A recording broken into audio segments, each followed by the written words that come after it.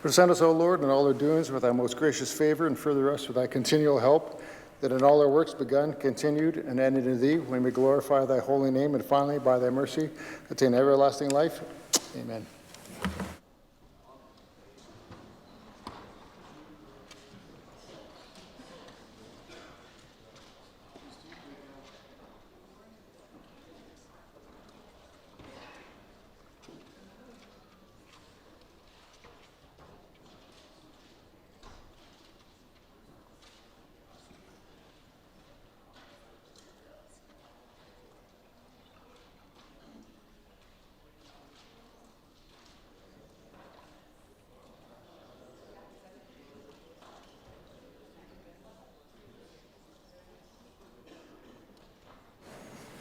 Introduction of guests.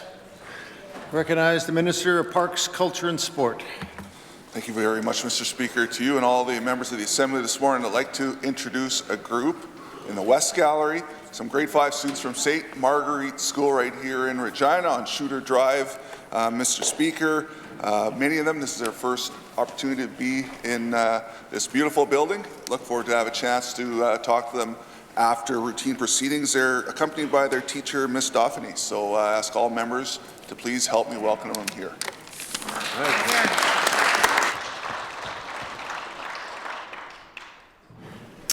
Recognize the Minister of Agriculture. Thank you, Mr. Speaker. It is my pleasure to introduce to you and through you, seated in your gallery, Mr. Speaker, a good friend of mine, Tim Alexin, and David Gallagher. Tim is chairman of the board of PAMI, and David is the CEO of PAMI. I've had a pleasure to have a meeting with them this morning. Tim and I have met in my former career. We met years ago and become good friends, and David and I have also met previously. So I just want everybody to please welcome these two gentlemen to their Legislative Assembly, Mr. Speaker. Thank you.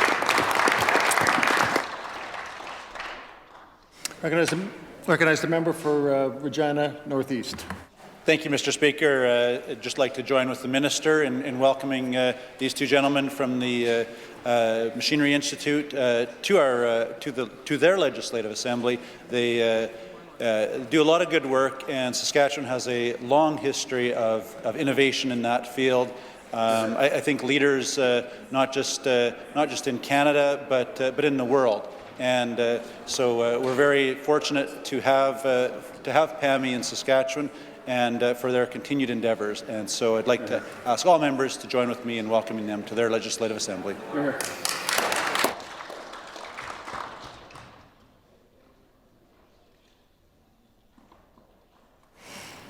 Presenting petitions. Recognize the member for Swift Current.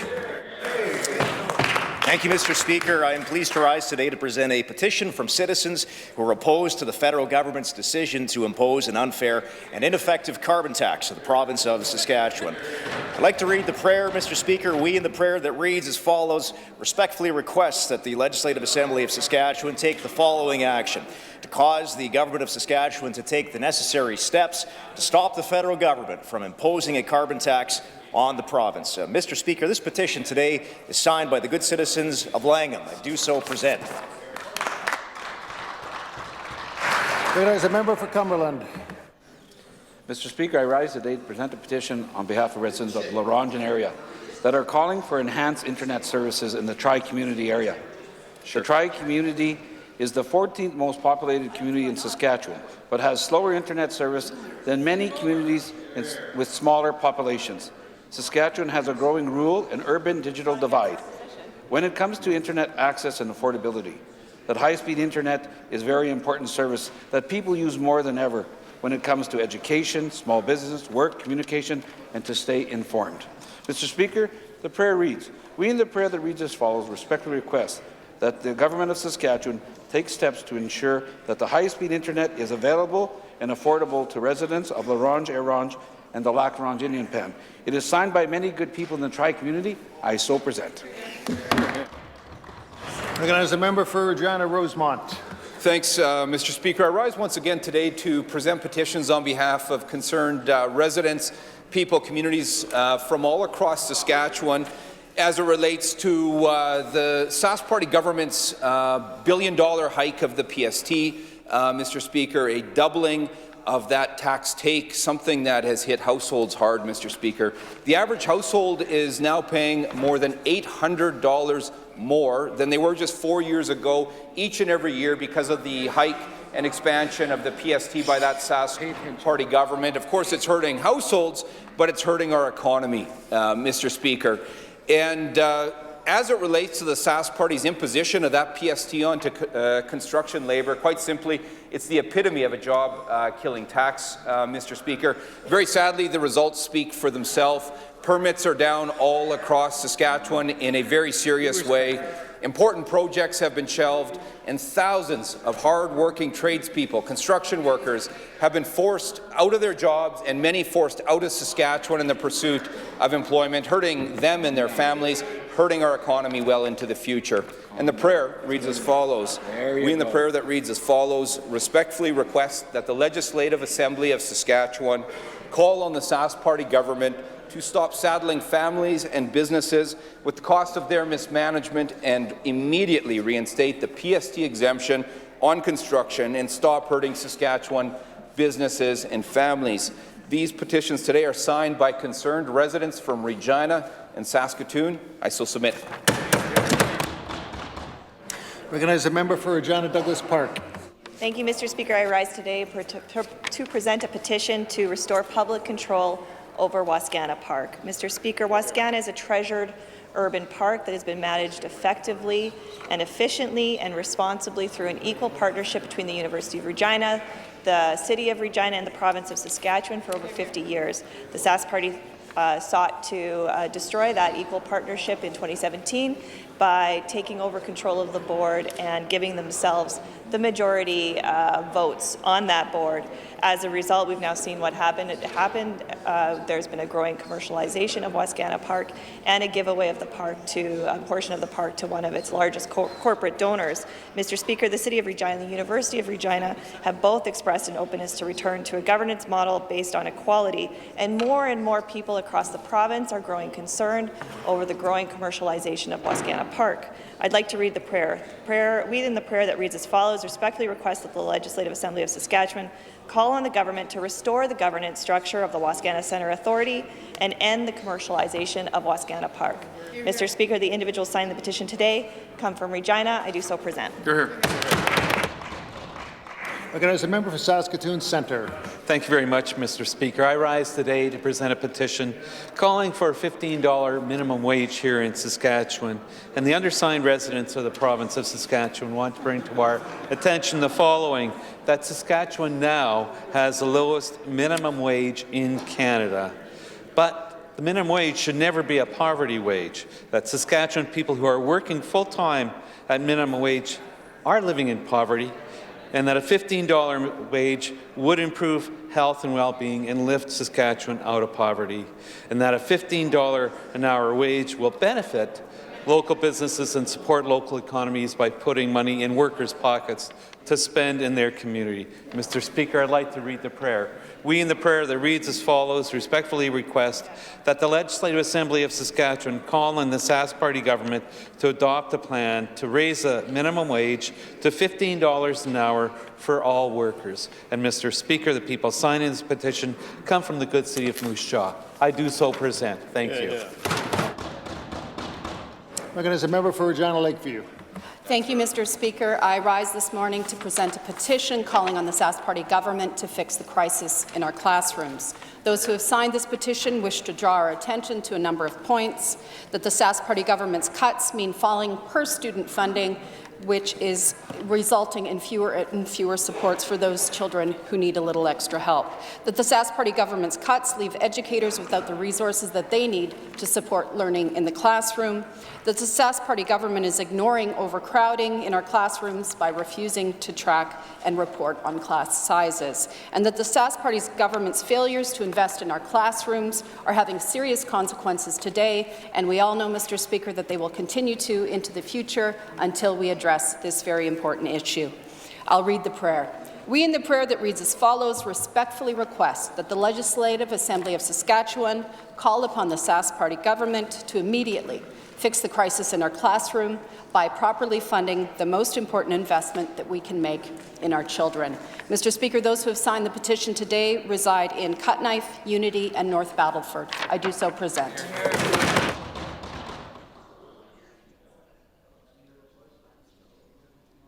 Reading and receiving petitions. Statements by members. I recognize the member for Saskatoon Stonebridge, Dakota. Mr. Speaker. Mr. Speaker, our first thought on International Women's Day is with those women who lack basic fundamental rights and entitlements: to go to school, to go to work, to vote, to marry freely and with consent. Most of all, Mr. Speaker, our thoughts are with those who face persecution. It's also important to remember in this country where we are, what we've achieved and fought so hard for, what it really means to come a long way, and to never take that for granted. To avoid tokenism, mere symbolic gestures, and to truly, with genuine actions and attitudes, not necessarily with ribbons or hashtags, to move beyond still remnant attitudes and casual sexism, and truly foster equality. On behalf of the Minister of the Status of Women, some Saskatchewan women to highlight today who have made significant contributions in their respective fields: Shanna Pasapa, Carly St. Ange, Tammy Cullick, Jen Rondo, Crystal Liebeck, Michelle Zatlin, Laura Buds, Ashley Namath, Zarka Nawez, Kim Keller, and Tatiana Maslany. Mr. Speaker, I work with inspiring women every day. My seat partner here, for example, the Minister of Corrections and Policing, is a former police officer of 28 years. She was the first ever female president of a major police association in Canada. She knows all about challenging gender stereotypes. Mr. Speaker, many of us have daughters. We all have mothers. And I think we all agree that how we treat women is about how we treat each other and is the mark of character and true advancement. Thank you, Mr. Speaker. You're here. Good job. Recognize the member for Regina Douglas Park. Mr. Speaker, Sunday is International Women's Day, and I would like to take this opportunity to recognize the significance of this day. This year's theme is I Am Generation Equality, Realizing Women's Rights. This theme highlights the importance of advancing gender equality worldwide in light of the agonizingly slow progress in establishing equal rights for the majority of women across the globe. The focus on women's rights is particularly important this year as we see our neighbours to the south trying to roll back the clock on women's reproductive freedom. Mr. Speaker, there would be no better way to celebrate International Women's Day this year than to see the Supreme Court rule in favour of abortion rights being defended by Louisiana advocates in the Supreme Court this week. We know there's so much more work to be done, especially in Saskatchewan, to ensure women's safety.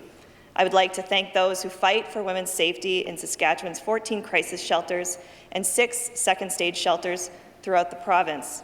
They work tirelessly on behalf of the women and children who are impacted by violence, unfortunately too many in Saskatchewan. I would ask all members to join me in acknowledging International Women's Day and thanking staff and volunteers working in shelters and transition homes for their dedication to the women and children in Saskatchewan.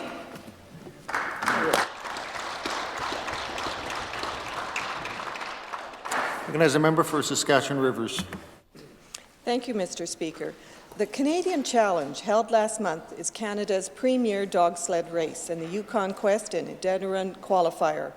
This race follows the historic sled dog route between Prince Albert and La Ronge, used decades ago by our province's pioneers, trappers, and First Nation people.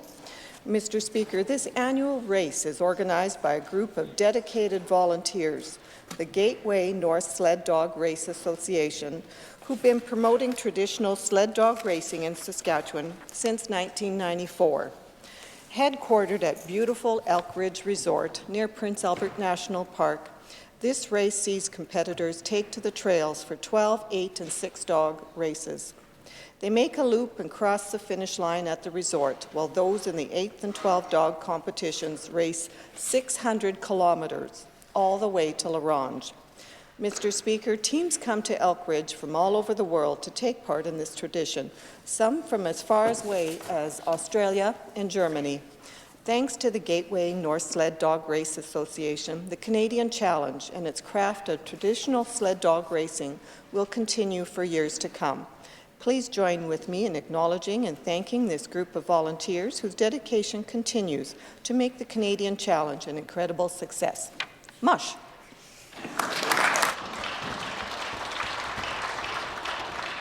Recognize the member for Regina Northeast. Thank you, Mr. Speaker. When we have the opportunity to deliver these statements, we often draw attention to remarkable people or accomplishments. And today, Mr. Speaker, I do want to draw some attention to some remarkable people, specifically Saskatchewan Party donors. Mr. Speaker, there are many benefits from donating to the Saskatchewan Party. Here are the top 5. A new house. As a donor with friends in the Saskatchewan Party caucus, a municipal official can use Sask social housing dollars to build themselves a new house. Number 4, hot tips. With the right donation and connections, you can get a heads up on land needed by the Ministry of Highways and the GTH so that you can buy it off nuns for a bargain, flip it making millions, and sell it back to the government making millions more. Right. Number 3, government loans. If you've given enough, you could be part of a select group of developers that qualifies for loans from the Saskatchewan Immigrant Investor Fund so you can flood a saturated housing market with unsellable condos.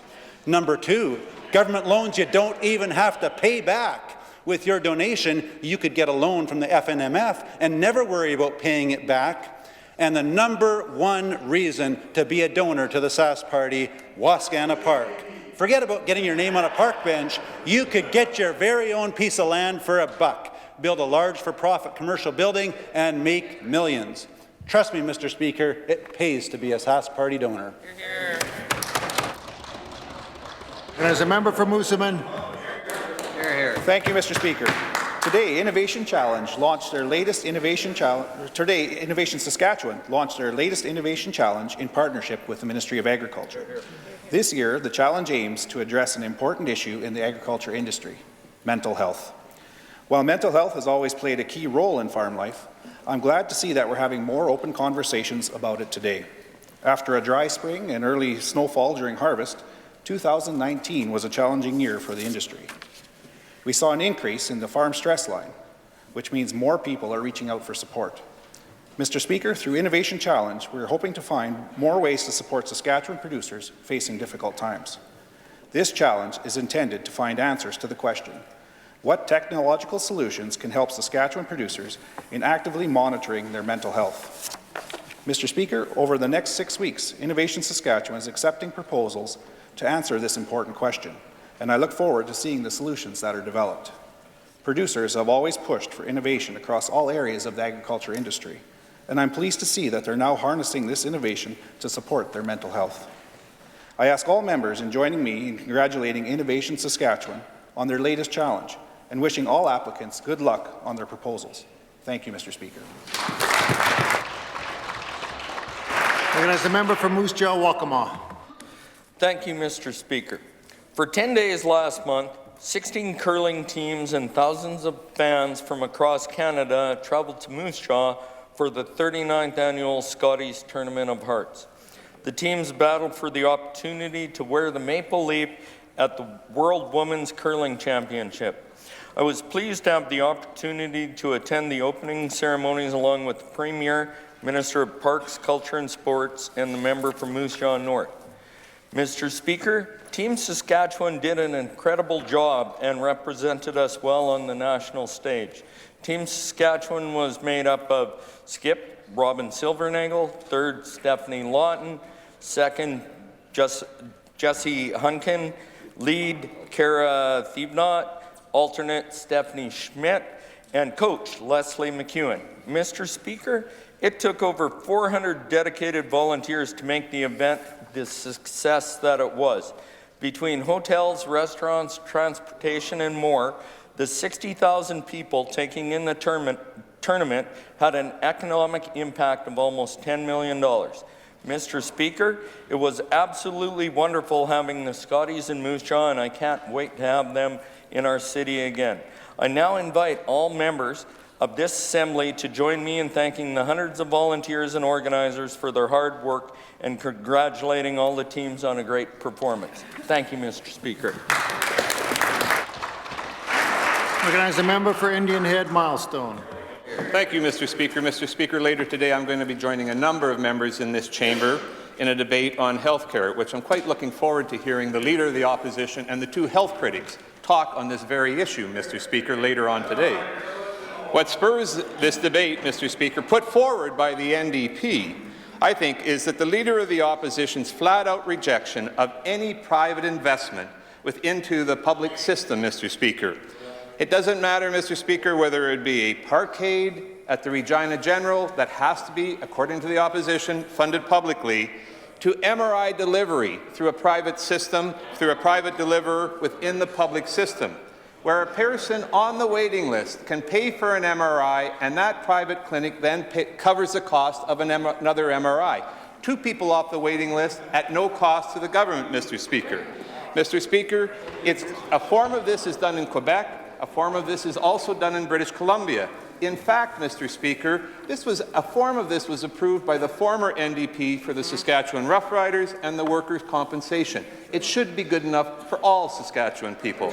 Mr. Speaker, the Leader of the NDP would take almost 5,000 MRI patients that have received MRIs and put them back on the waiting list, Mr. Speaker, because for him, it's far more about ideology than it is about the patients of our province. There are two people trying to end this program for Saskatchewan. They're Justin Trudeau and the Leader of the Opposition, Mr. Speaker. Once again, the Leader has shown he'd rather side with the Prime Minister and not on the side of Saskatchewan people.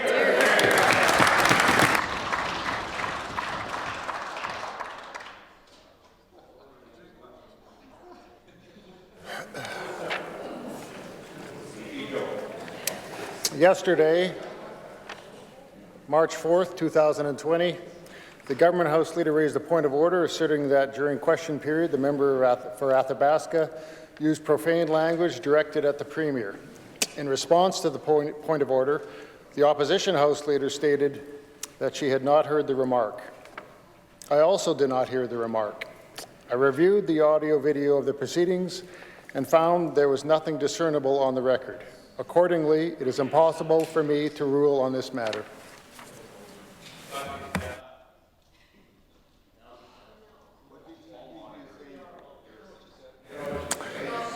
Question period. Recognize the member for Regina Lakeview.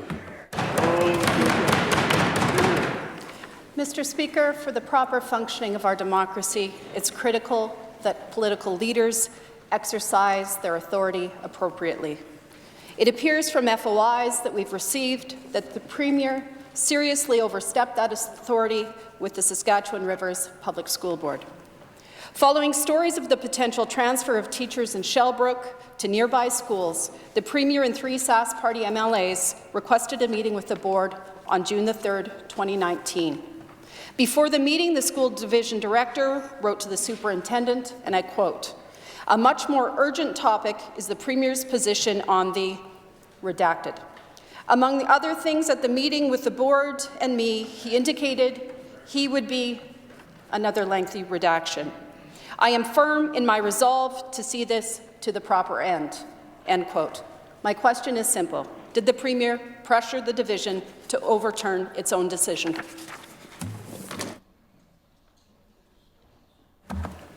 Recognize the Premier.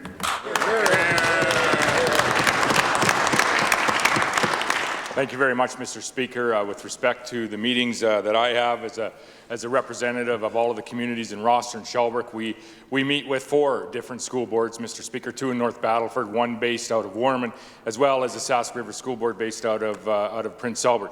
Mr. Speaker, we have met with area MLAs with each of those school boards over the last 8-9 years now that I have been in office, attempted to meet with them each and every year. Mr. Speaker, with respect to the meeting that we had this past year, Mr. Speaker, I did I did ask questions with respect to teacher transfers in the community of Shelburne. I asked those meetings because it is the largest item that had came into our office over a period of time, Mr. Speaker, from the constituents of Shelburne. There was other delegations that had been in and asked the same questions as with respect to why this policy is in place and how it had been followed, Mr. Speaker, including members from the Town Council of Shelburne, including members from the Business Association in Shelburne, as well as the school community councils, Mr. Speaker. So I asked questions on behalf of the people that I represent in our community because they had asked me repeatedly many, many times in my office, Mr. Speaker. That's what MLAs do. There's a member for John Lakeview. Mr. Speaker, it's very concerning that the Premier doesn't seem to understand this very concerning overstep of his authority with that board. After the meeting, the Premier, the school board chair wrote to the Vice Chair, and I quote, Mr. Speaker, "We had a very interesting meeting with the Premier and the 3 MLAs for our area. We moved smoothly through the agenda, but we could tell that the Premier was anxious to get through the agenda and move on to the redacted and then another lengthy redaction. Nadine suggested the meeting end as it was after 5 o'clock. Don't stress over this. Think of the civil rights mantra, we shall overcome. Tomorrow is another day." End the quote. Mr. Speaker, does the Premier believe it's his role to insert himself into the HR decisions of a local school board to such an extent that the board officials are left reciting civil rights era slogans simply to maintain their resolve? Good question. Good question. Good question. Recognize the Premier.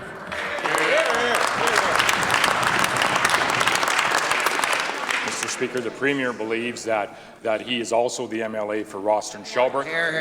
The Premier believes that all MLAs in this Assembly, when they have multiple requests in their office to inquire with respect to whatever the issue may be, with respect to health care, Mr. Speaker, with respect to education, with respect to the health and the opportunities for us to continue to grow strong communities, I would expect that every MLA in this Assembly would take the questions of their constituents forward to every table and every opportunity that they have. So, Mr. Speaker, very proudly as the MLA for Rosthern Shelburne, have I represented the constituents of Rosthern Shelburne, and I will continue to do so in the future.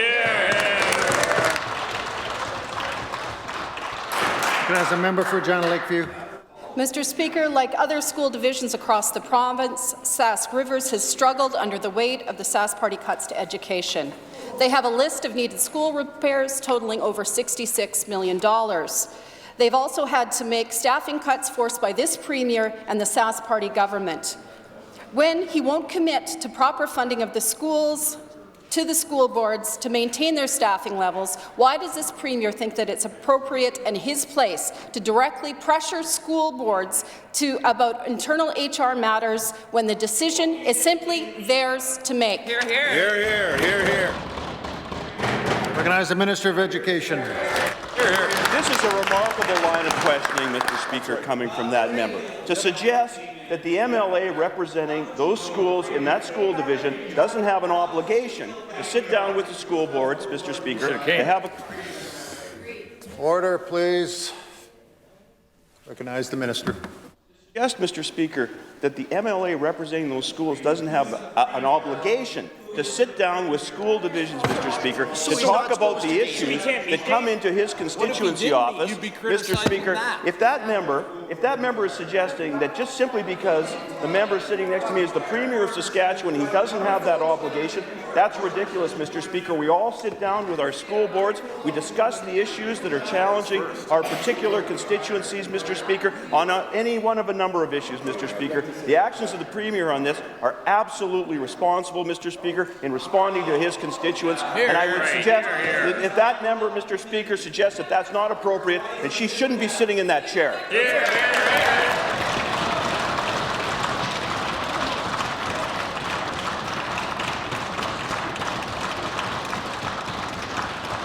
Recognize the member for John Lakeview.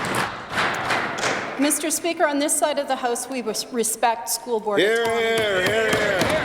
It is one thing for the MLA to attend a meeting, to bring up concerns. It is a very other thing for the Premier of this province to request a meeting of this school board for the expressed reason to overturn a decision that that board had made that was in their jurisdiction to make. Does the Minister of Education actually think that it is appropriate for the Premier to pressure boards to overturn decisions that are theirs to make? Hear, hear.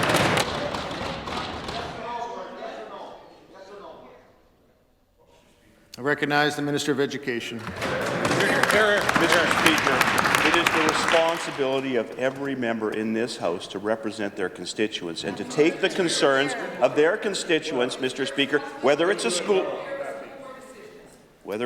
board, Mr. Speaker, whether it's a city council, Mr. Speaker, a town council, Mr. Speaker, it's his responsibility, it's all our responsibilities to do that. And when that concern comes to an MLA, it's incumbent on that MLA to take those concerns forward and address them, Mr. Speaker. That's what the Premier did. That's what the expectation should be of every person in this province, that their MLA will continue to do that, Mr. Speaker. I'll continue to do that, Mr. Speaker. I'll continue to meet with my school boards, Mr. Speaker, and bring forward issues of concern to my constituents, Mr. Speaker, in the hopes that they'll listen to those concerns, Mr. Speaker. And as a result of those concerns, Mr. Speaker, we would hope that they would take notice of the concerns of their constituents, that they listen from through the constituency offices, Mr. Speaker, of the MLAs that sit in this House.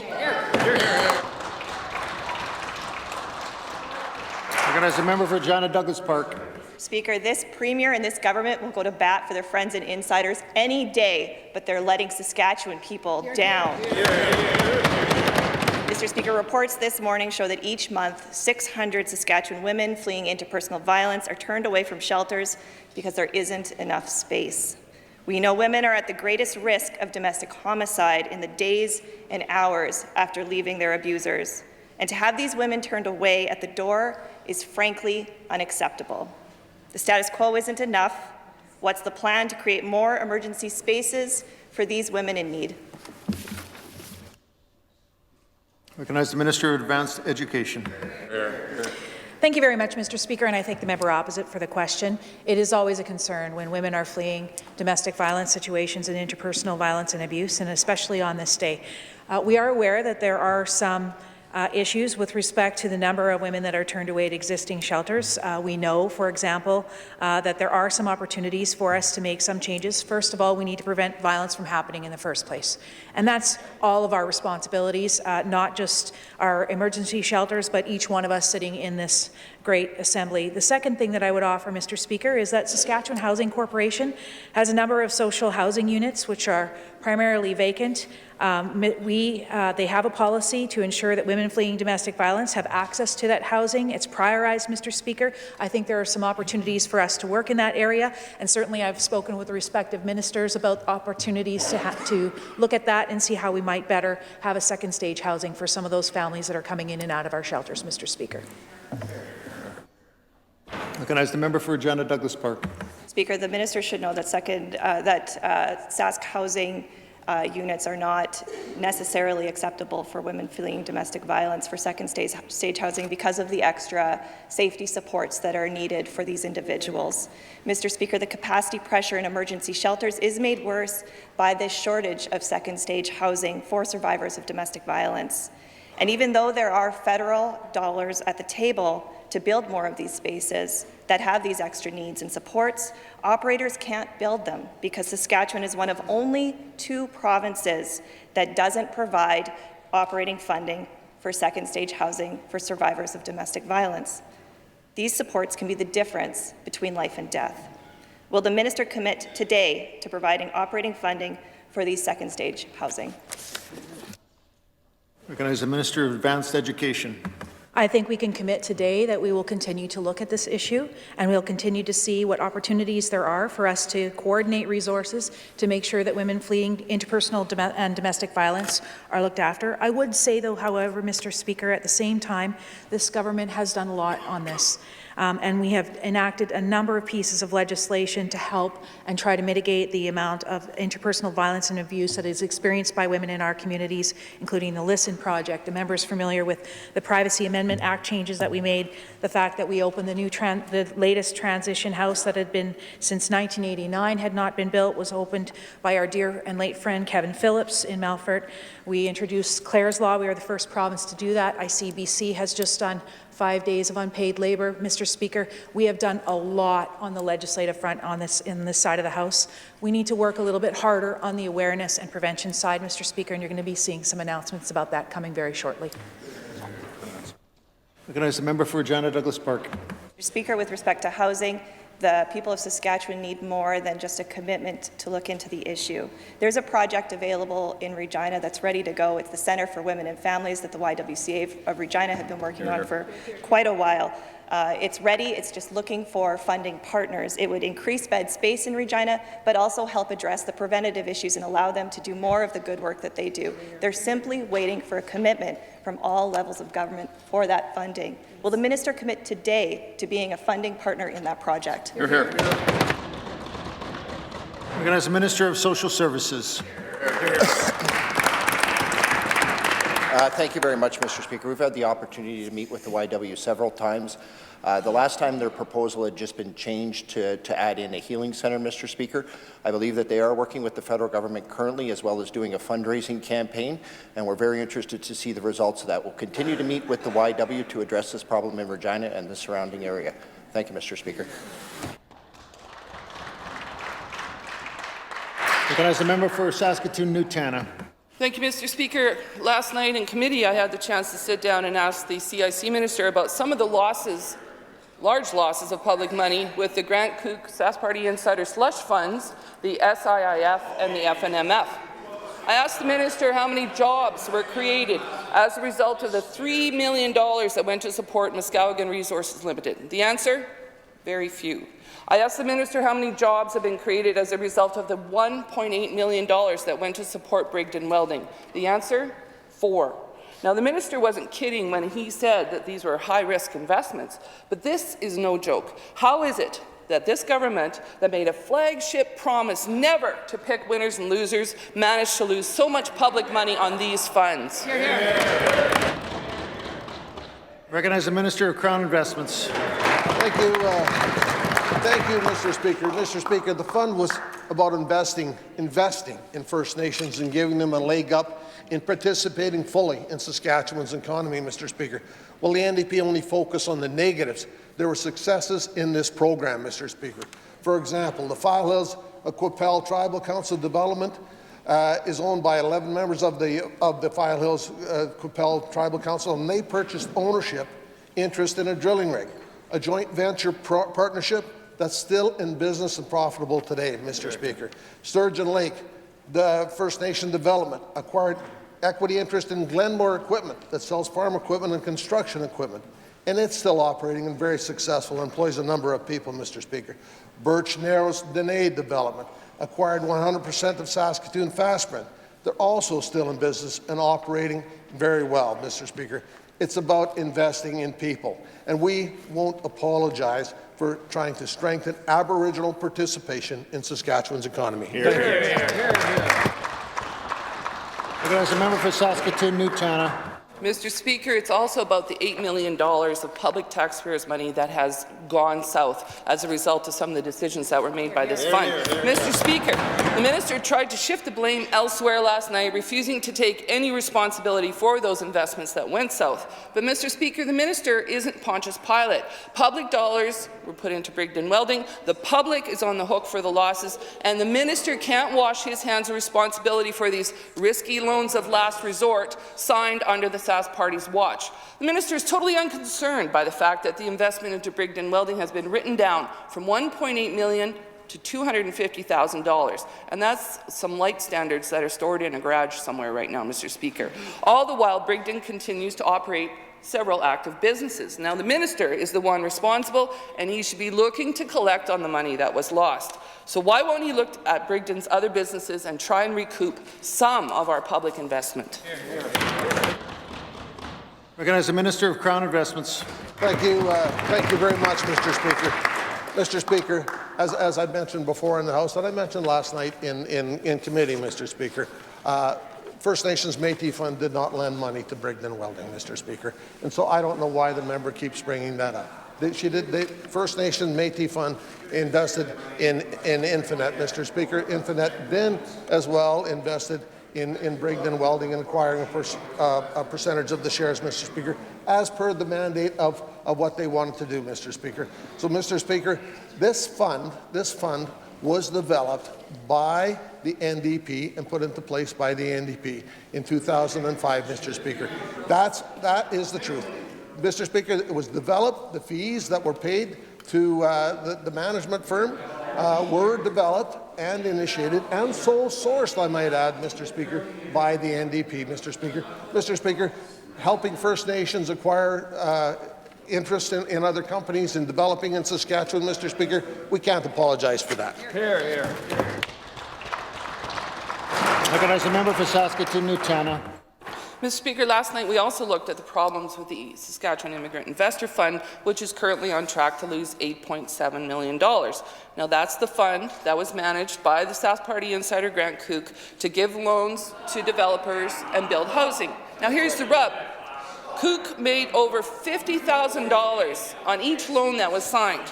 And many of the builders who received these low-interest loans have been significant donors to the Sask Party. And we all paid Koch's company millions just for the privilege of managing the fund. So, Mr. Speaker, who benefited? Who benefited? Sask Party insiders. And who paid the price? Who paid the price is all the taxpayers of Saskatchewan. What does the minister have to say to taxpayers who've been left holding the bag while the Sask Party and their friends have been cashing in? There is the Minister of Crown Investments. Thank you, Mr. Speaker.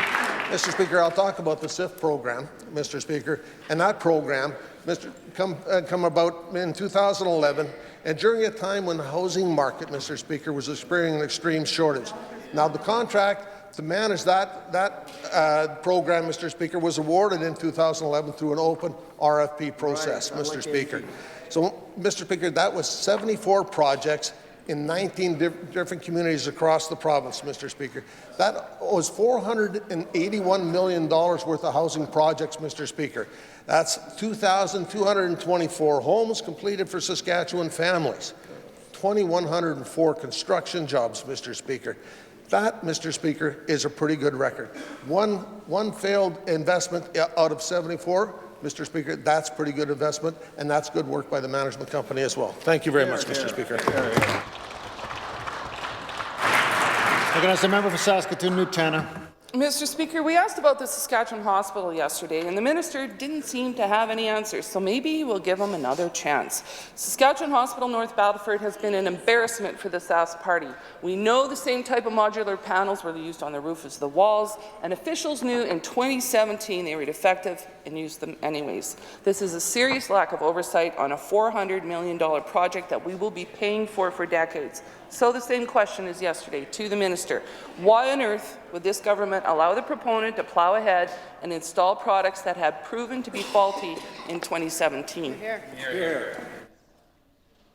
Recognize the Minister of Central Services.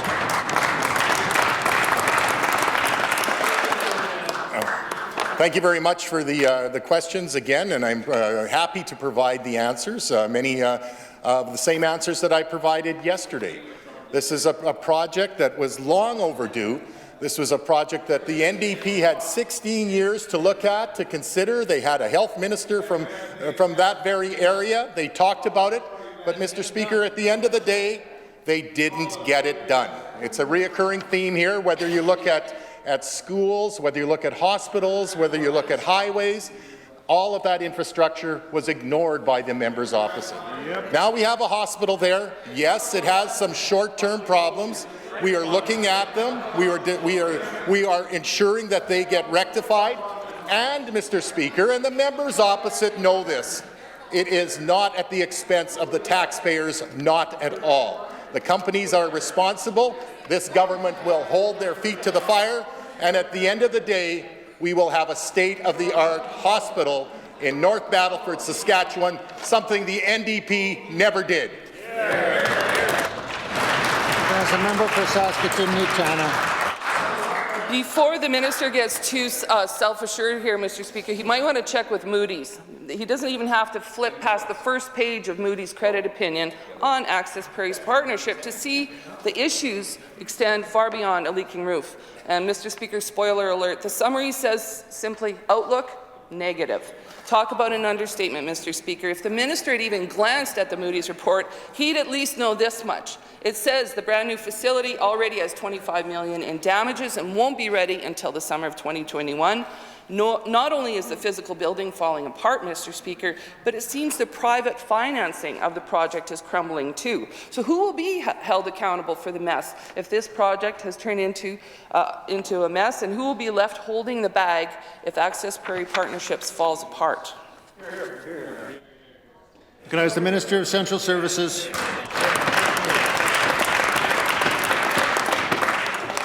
Now, Mr. Speaker, we're hearing a reoccurring theme. It's something that has taken place in this Legislative Assembly. It's happening today. It's happening despite the new leader who came in and said he would do politics differently. We had a series of questions slagging an individual in this province, using his good name in a negative manner, Mr. Speaker. You know, members who have been here in this House in a long time, they have the opportunity whether to ask those questions or not. They've chosen to ask them.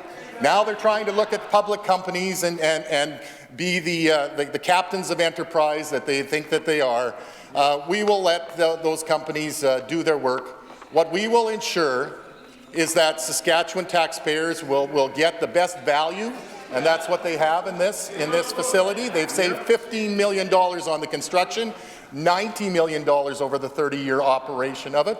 It's something that I think that we can be proud of. And at the end of the day, they will have a state-of-the-art hospital in North Battleford, something that members opposite were not able to do. I know that frustrates them, but that's something that they're just going to have to live with. Recognize the member for Regina Rosemont. Speaker, it just makes sense that Saskatchewan companies that hire Saskatchewan people would build Saskatchewan projects. Yet the Sask Party has shortlisted 2 companies for the Moose Jaw power plant, one from Nebraska and one from Kansas City. And a little reminder to my good pal, the minister, who was quoting the president yesterday, Kansas City is in Missouri, Mr. Speaker. Workers saw what happened on the job site at the Chinook Power Station near Swift Current, which was awarded to one of the same out-of-country companies on the short list that's now on the short list for this Moose Jaw project, and that shut out local Saskatchewan workers from the project. Instead of repeating this mistake that hurt our economy, will the Sask Party commit today that Saskatchewan workers will be at the front of the line when that power plant gets built in Moose Jaw? Recognize the Minister of the Environment. Thank you very much, Mr. Speaker, and I want to thank my friend for his question, Mr. Speaker. Mr. Speaker, obviously, through the procurement, we'll want to ensure that Saskatchewan businesses can fully take part in the procurement of a new power plant for the city of Moose Jaw, Mr. Speaker, and certainly Sask Power and Sask Builds will ensure that that will be the case. $140 million in benefits to local businesses were achieved at Chinook, Mr. Speaker, and we certainly expect even more to be the case in Moose Jaw, Mr. Speaker. But, Mr. Speaker, I would say that in terms of an engineer procure construction project, Mr. Speaker, there are only a handful of companies that would bid on this type of work, Mr. Speaker. Obviously, the 2 that have been shortlisted have Canadian headquarters, but obviously they are subsidiaries of American companies. In fact, Mr. Speaker, the only Canadian company of the size that would take on a project like this is likely an SNC-Lavalin. So, Mr. Speaker, it's interesting to see that once again the Leader of the Opposition would side with Justin Trudeau when it comes to procurement projects, Mr. Speaker. Thank you.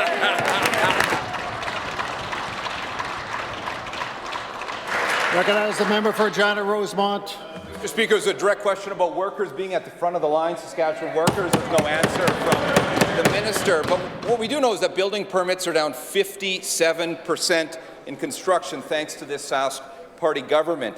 Instead of kick-starting the Saskatchewan economy, the Sask Party has forced almost 7,000 hard-working construction workers out of employment, and so many right out of the province with their job-killing tax on construction labour, Mr. Speaker, in addition to their relentless outsourcing. And sadly, of course, we've lost so many of those workers from our province when they've been forced to move.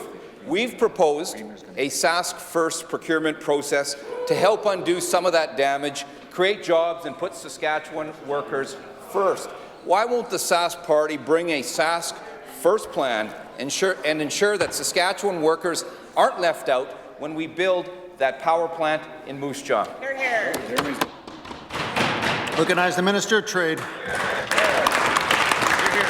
Well, thank you very much, Mr. Speaker. And I am happy to talk about the record of job creation in this province under this government. The reality is 76,000 jobs have been created over the course of this government's term in office, Mr. Speaker, and that is in stark variance with the members opposite who actually saw jobs decrease over their time in government, Mr. Speaker, with the worst job creation record in the entire country. But it shouldn't surprise us, Mr. Speaker. It shouldn't surprise us. The only economic policies these members have put forward are as follows, Mr. Speaker. They oppose pipelines, Mr. Speaker. In fact, they all stood up, every one of them who voted at the last opportunity stood up to oppose pipeline construction, Mr. Speaker. They support Justin Trudeau's carbon tax, Mr. Speaker. They won't support the energy sector, Mr. Speaker. People in Saskatchewan know they are not on their side.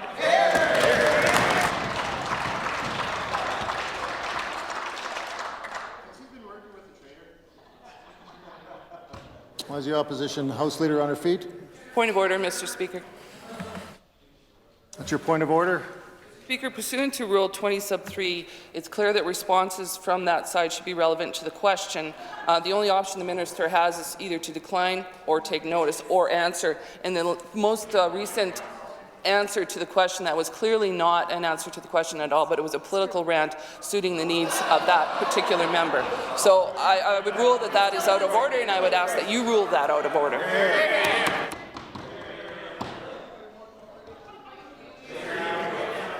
Recognize the Deputy House Leader. Thank you, Mr. Speaker. Response to the point of order, it was absolutely relevant. The question referenced jobs. The Minister of Jobs and Trade responded to that, Mr. Speaker. It was absolutely relevant. He was asking the information about jobs. Right. And if you want to talk about political rants, they're all coming from that side of the House, Mr. Speaker.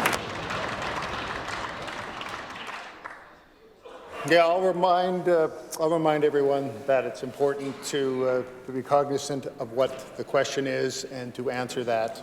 That's a warning and a reminder to all. We'll go on.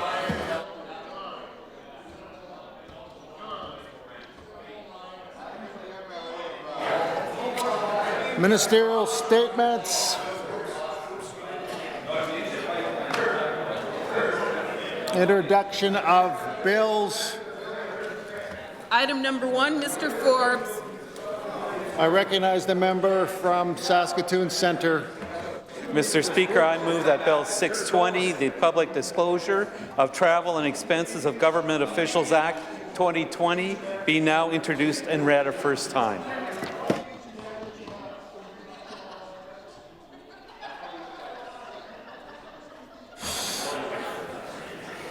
It's been moved by the member for Saskatoon Centre that Bill number 620 may now be introduced and read a first time. Pleasure Assembly to adopt the motion.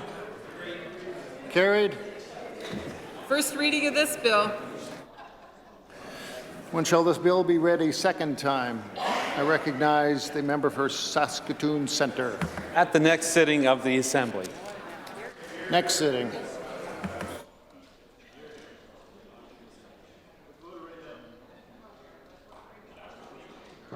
Presenting reports by standing and special committees.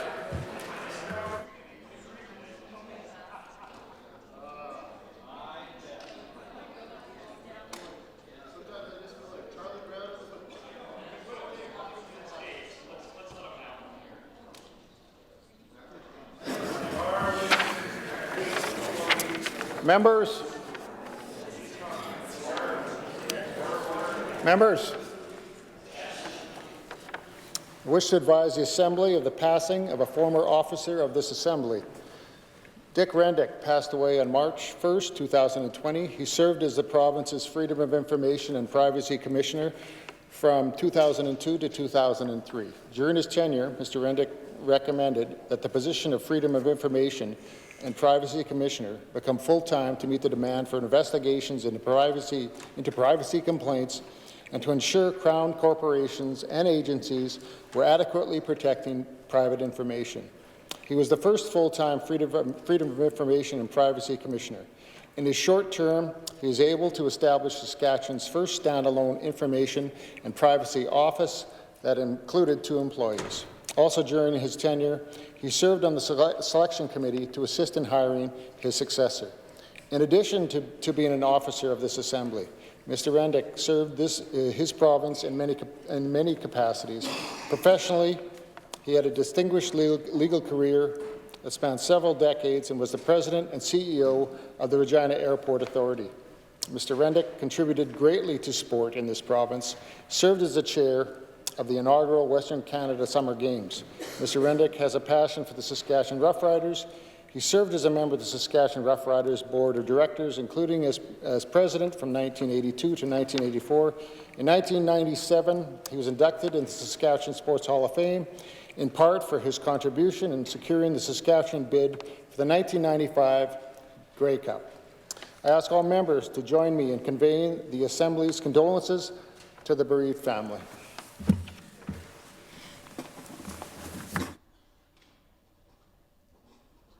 I recognize the Minister of Trade. And thank you very much, Mr. Speaker, for bringing to the attention of the Assembly the passing of Mr. Rendick, who was my great-uncle. Dick had an extraordinarily distinguished career, and you recounted his accomplishments very well. He was renowned within our extended family for the tremendous work he did on behalf of this province, and I thank you for that, Mr. Speaker. Last time I saw Dick was at my grandfather's funeral, who is Dick's brother, and I can tell you that Dick maintained a very high degree of interest and paid a great deal of attention to Saskatchewan politics, and we had a great discussion about the goings-on here in this chamber and across the province. So, Mr. Speaker, I also would ask all members to conduct their condolences to the immediate family. I do so as well, Mr. Speaker, and thank you very much. Recognize the member for Regina Northeast. Mr. Speaker, I'd ask for leave to join comments as well. I think leave is granted. Speaker,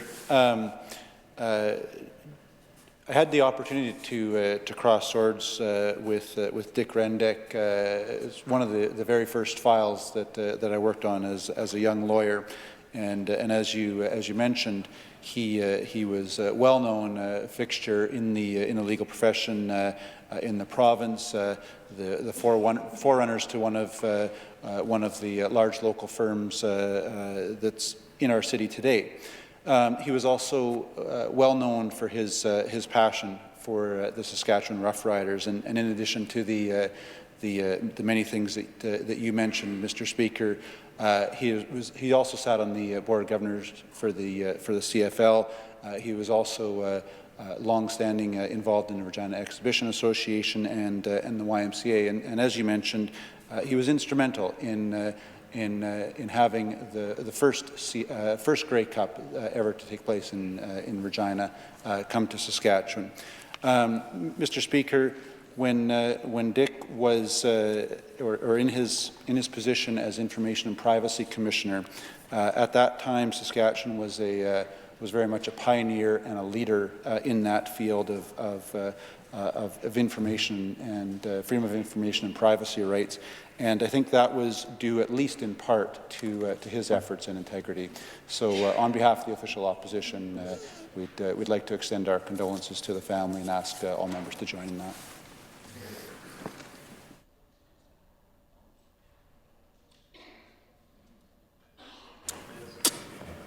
Orders of the day. Written questions. Question number 99, asked by Ms. Sproul. Recognize the government whip. Thank you, Mr. Speaker. I wish to order the answers to questions 99 to 102. Order the answers 99 to 102. 75-minute debate, item number 1, Ms. Sproul. Recognize the member for Saskatoon, Newt-Tana. Well, good morning again, Mr. Speaker. It's with a bit of nostalgia that I get up today to speak in what may be my last 75-minute debate in this Assembly, depending on whether a snap election is called, of course, Mr. Speaker. But I want to take this opportunity to get some remarks on the record in relation to the failed MRI experiment that the Sask Party has undertaken and subjected the people of Saskatchewan to. So my goal today is just to raise some of the points that actual research supports regarding the riskiness of entering into a user pay model for diagnostic tests like MRIs. And I'm just going to share some of that research and get it on the record, Mr. Speaker. One of the points that is often refuted by the Sask Party is that we know that private for-profit delivery is more expensive and it does stabilize a public system, and there's all kinds of research, Mr. Speaker, that supports that. For example, I'm going to cite an article by T. Besley and al. Called Public and Private Health Insurance in the UK, and this is from 20 years ago, Mr. Speaker, and this is what the findings of that particular study found. Studying patterns of private insurance in the UK, they found that increased use of private payment is correlated with increased waiting lists, and that the two are causally related. So that's exactly what's happening here right now, Mr. Speaker, is what we see.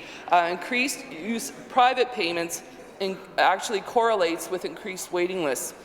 Because, Mr. Speaker, and here's the reason, as more patients and physicians use the private pay system, not only do the resources leave the publicly funded system, which was something we talked about when they first introduced this rather strange idea, but the pressure to restore public resources also declines at the very same time, because fewer people, and in particular fewer affluent people, are applying political pressure to ensure that the public wait lists are addressed. So, Mr. Speaker, this is a lose-lose situation for the people of Saskatchewan, no matter how you look at it. A further study done, and let's see, this was in around 2005 by Tuohy and all, is a study of all the OECD nations with parallel private insurance for healthcare. They found that privately funded care produces longer wait times and draws resources out of the public system. And that's exactly what's happening here, Mr. Speaker. So again, there was ample research prior to this decision, this ill-fated decision by this government, that this is not a good idea and it actually makes the problems worse. The research also noted that shortening wait times in the public system is usually most successfully achieved by increasing the amount of public investment, not by increasing the amount of private investment. So I would hope that the Minister of Health would take note of some of this notable research and actually do some research to find out whether this idea was really a bad idea. And unfortunately, Mr. Speaker, the numbers are proving that out. Another study done in 2011 by Coehorn, K-O-E-H-O-O-R-N, et al., studied the cost of care and return to work time for 1,380 patients in BC who received privately funded and public services for knee surgery, and they found that expedited privately funded care was more expensive and did not improve the return to work times. Patients receiving care in the public system did marginally better for a fraction of the cost, Mr. Speaker. So there's more research that is available to the Minister of Health if he's interested in looking into it. And there are a number of other points here in this research that we've done. Private MRI, here's the point, private MRI facilities do not improve wait times and have unused capacity. So this is a 2008 study done by Berkovici and Bell, and this from 2008. They found that private MRIs provided fewer hours of operation but shorter wait times compared to public centres. This finding suggests that private centres have unused capacity and relatively small procedural volumes. There was also the auditor of Saskatchewan herself found the following, Mr. Speaker, and this was in 2016. These are some of the numbers that we've been told. When we introduced the one-for-one model in March of 2016, which resulted in 1,192 public MRI scans between March and December 2016. At December 31st, 2016, RQHR had, I'm not sure about this number here, Mr. Speaker, over 2,000 patients waiting for an MRI, which was an increase from the previous period when we didn't have the private MRI clinics here in Saskatchewan. As of March 2017, the Regina Capel Regional Health Authority scheduling staff noted that managing the one-for-one model is time-consuming. Mr. Speaker, another example of the waste that this decision has caused. At this time, it's largely a manual process. RQHR and private operators send back and forth various lists of privately paid completed scans, lists of referred patients for second scans, lists of second scan patients who private operators were unsuccessful in scheduling an MRI, and lists of completed second scans. RQHR manually enters the information about the MRI scans private operators complete under the one-for-one model, and the entry of this information is often delayed. So you can see the kind of confusion that this idea has created for the healthcare system as well, Mr. Speaker. Another point is that non-emergent MRIs are often overused and often an inappropriate diagnostic tool. So if we want to reduce the wait list, perhaps the Minister of Health might want to look at some of the studies that have been done in this area. And in this study, it's called Overuse of Magnetic Resonance Imaging Research Letter. From 2013, the authors of this study on the appropriate use of MRI of the lumbar spine and of the head for headache at the University of Alberta Hospital and the Ottawa Hospital found evidence of substantial overuse of lumbar spine MRI scans. Over half the requests were either inappropriate or of uncertain value. So, Mr. Speaker, you can see that if there was better work done with the college of the medical college and those that are ordering the scans, there's obviously a need for better education on the appropriate use of MRI scans. If we find that 55% of the scan requests are inappropriate or of uncertain value, it's a very high number, Mr. Speaker, and imagine if we could reduce the wait times by actually reducing the numbers of inappropriate scans. This proposal in front of us has done none of that. Mr. Speaker, there's also an orthopedic surgeon in Alberta who has done some research. His name is Nick Motadi, and he conducted research at the Acute Knee Injury Clinic in Calgary. And his research suggested that almost 2/3 of the knee-injured patients who had an MRI could have been accurately diagnosed using other more readily available and significantly less expensive techniques and tools. So again, Mr. Speaker, if the emphasis is being put more on the overuse of non-emergent MRIs, and maybe we could see a reduction of the extraordinary waiting list that we currently have. The other thing that, for me, is I have some more points I want to make, but time is quickly running out. We know that in August 2018, when everyone knew right from the outset that this idea of the South Party government was actually violating the Canada Health Act, and they went ahead and did it anyways, Mr. Speaker, so it shows a lot of regard for federal laws, Mr. Speaker, but it has a pecuniary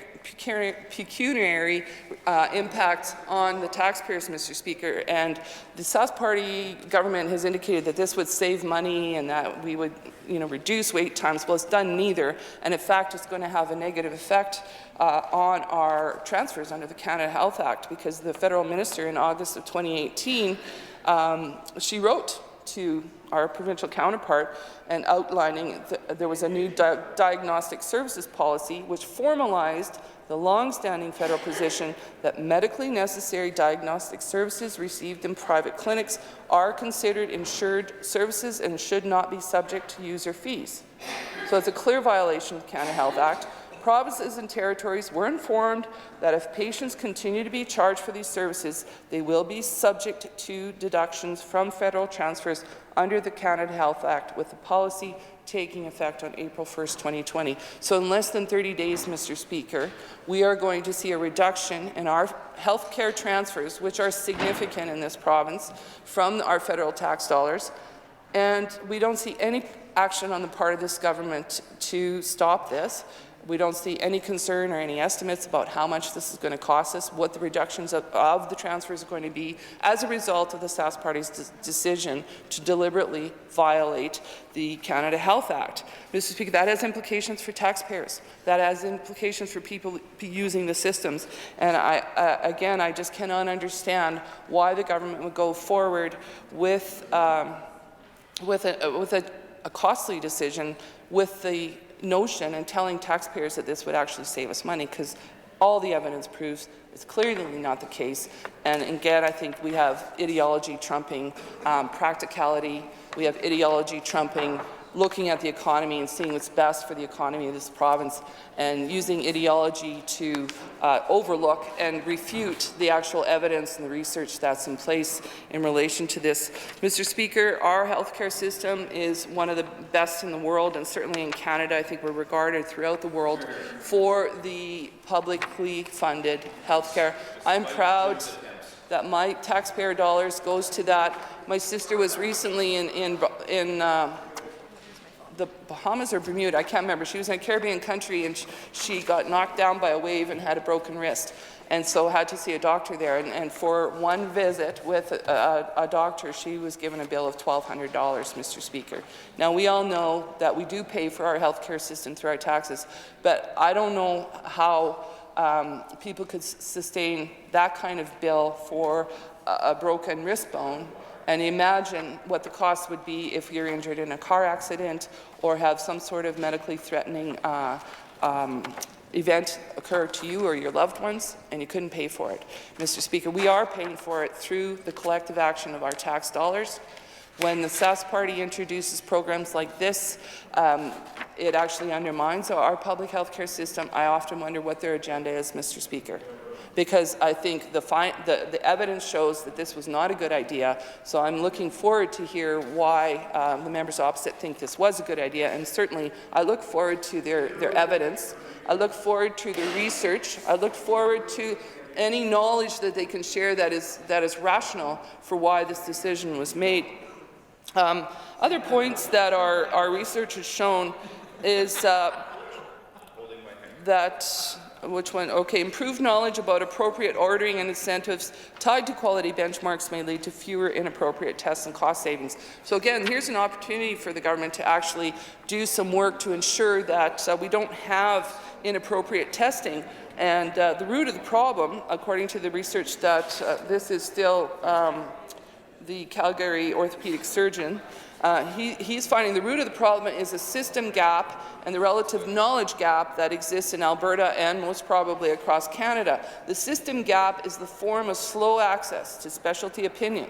So we know how long our specialist waits are here, Mr. Speaker, and then absence of guidelines that would help primary care providers know when an MRI should be requisitioned.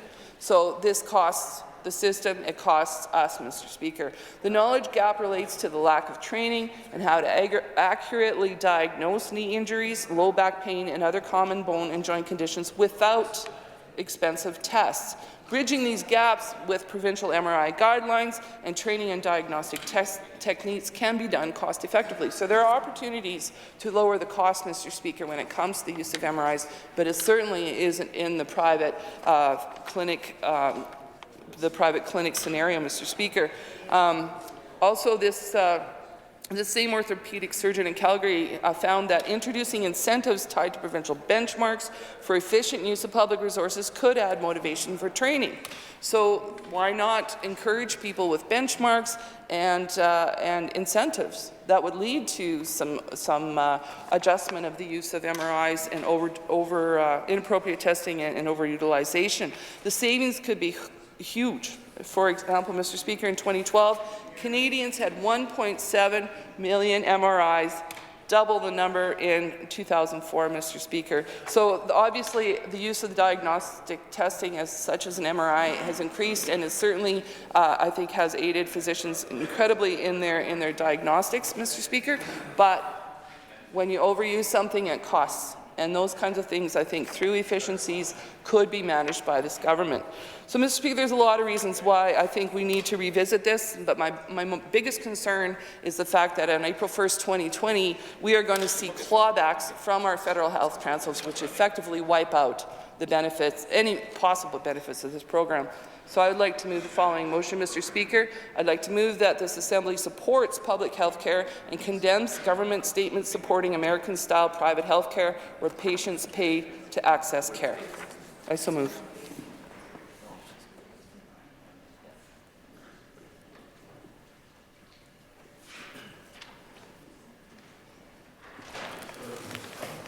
Sorry, Nick, I read almost all of it.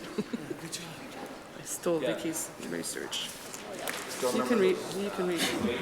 Member for Saskatoon-Newtown has moved that this Assembly supports public health care and condemns government statements supporting American-style private health care where patients pay to access care. Assembly ready for the question. Recognize the member for Indian Head Milestone.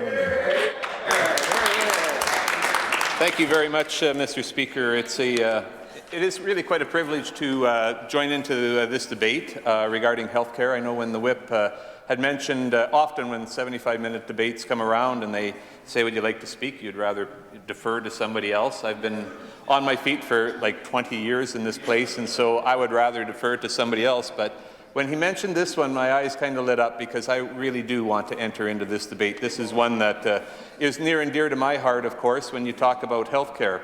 But when I looked at the motion, the very motion, it's only 20 words. It's not a long motion. And I just thought when I read this motion, this is quintessential NDP. It's got all the push points that the NDP like to talk about. It says American style. In 20 words, they hit 3 of their favorite topics. It talks about American style, it talks about patient pay, and it talks about private health care. The scare tactics this NDP got, this motion, quite frankly, could be read in 2020. It could have been read by the NDP in 2010. It could have been read by the NDP in 2000, in 1990, in 1960, because they've been singing from the same song sheet. Oh, that American health care. Oh, patient pay. Oh, private delivery, Mr. Speaker. They've been scaring the general public with those key points for many, many years. And I just want to, in the time that I have, want to talk a little bit about those 3 buttons that the NDP have been pushing for decades and decades in this province and how out of place they are. You know, the first one, they talk about patient pay. And they're saying it like patients may have to pay for health care. Less than 70% of the health care that we receive in this province is covered by Medicare. You know, does anybody go to an optometrist? I think that's health care, patients pay. Does anybody go to a chiropractor? That's patient pay. But they like to use that as a push button to scare people that it's going to cost them so much, Mr. Speaker, when we're already paying for over 30% of our health care through the private system. Mr. Speaker, even long-term care. Many people in long-term care, there's the public system for sure. There are a lot of people that go through private care homes.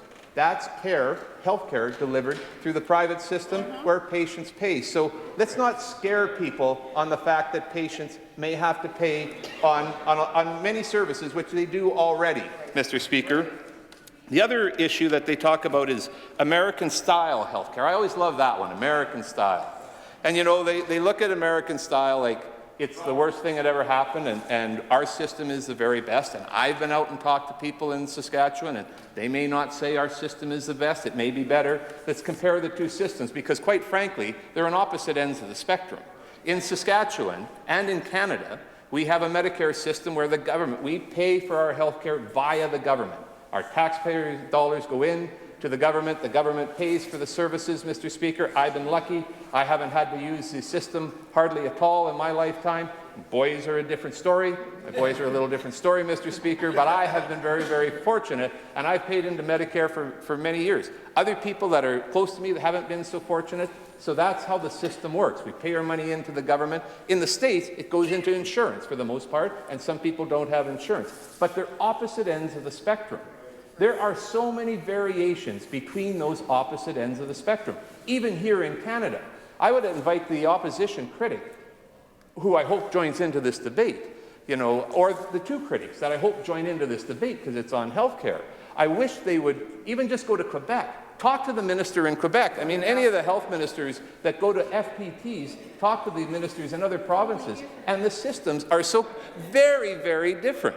There is so much private delivery in the Quebec system, and they have said in French, and I wish I knew the words, I don't care what the federal government says, this is better for the people here in Quebec. I would ask the members opposite to go visit some of those systems here in Canada. And I know they're very concerned about expenses and how government people, MLAs, and especially ministers are spending the taxpayers, but I would ask them to get out of the province and look what's done in other parts of Canada, but even more importantly, get out of Canada and look what is done in other parts of the world, not just the United States, but go to Britain, Great Britain, and see what the NHS has to say. Go to Switzerland or Sweden and look at those. Those are public systems, but they don't look like ours because they involve much more private delivery. There are other ways to do what we do here in Saskatchewan and not jeopardize the public system and not jeopardize the patient. In fact, what it really does is adds for better care, Mr. Speaker. So the whole issue around patient pay and American style, there are so many variations, and we need to look at those variations from other provinces, which we've done in this model of MRIs, and look at other countries and take the best of all of those and not be afraid to get out of our ideology and implement those into the system that we have here in Saskatchewan. You know, it's ironic. I remember sitting on that side of the House for 8 years, and the last couple of years I was a health critic on that side, and I remember carrying forward an issue around the drug Avastin.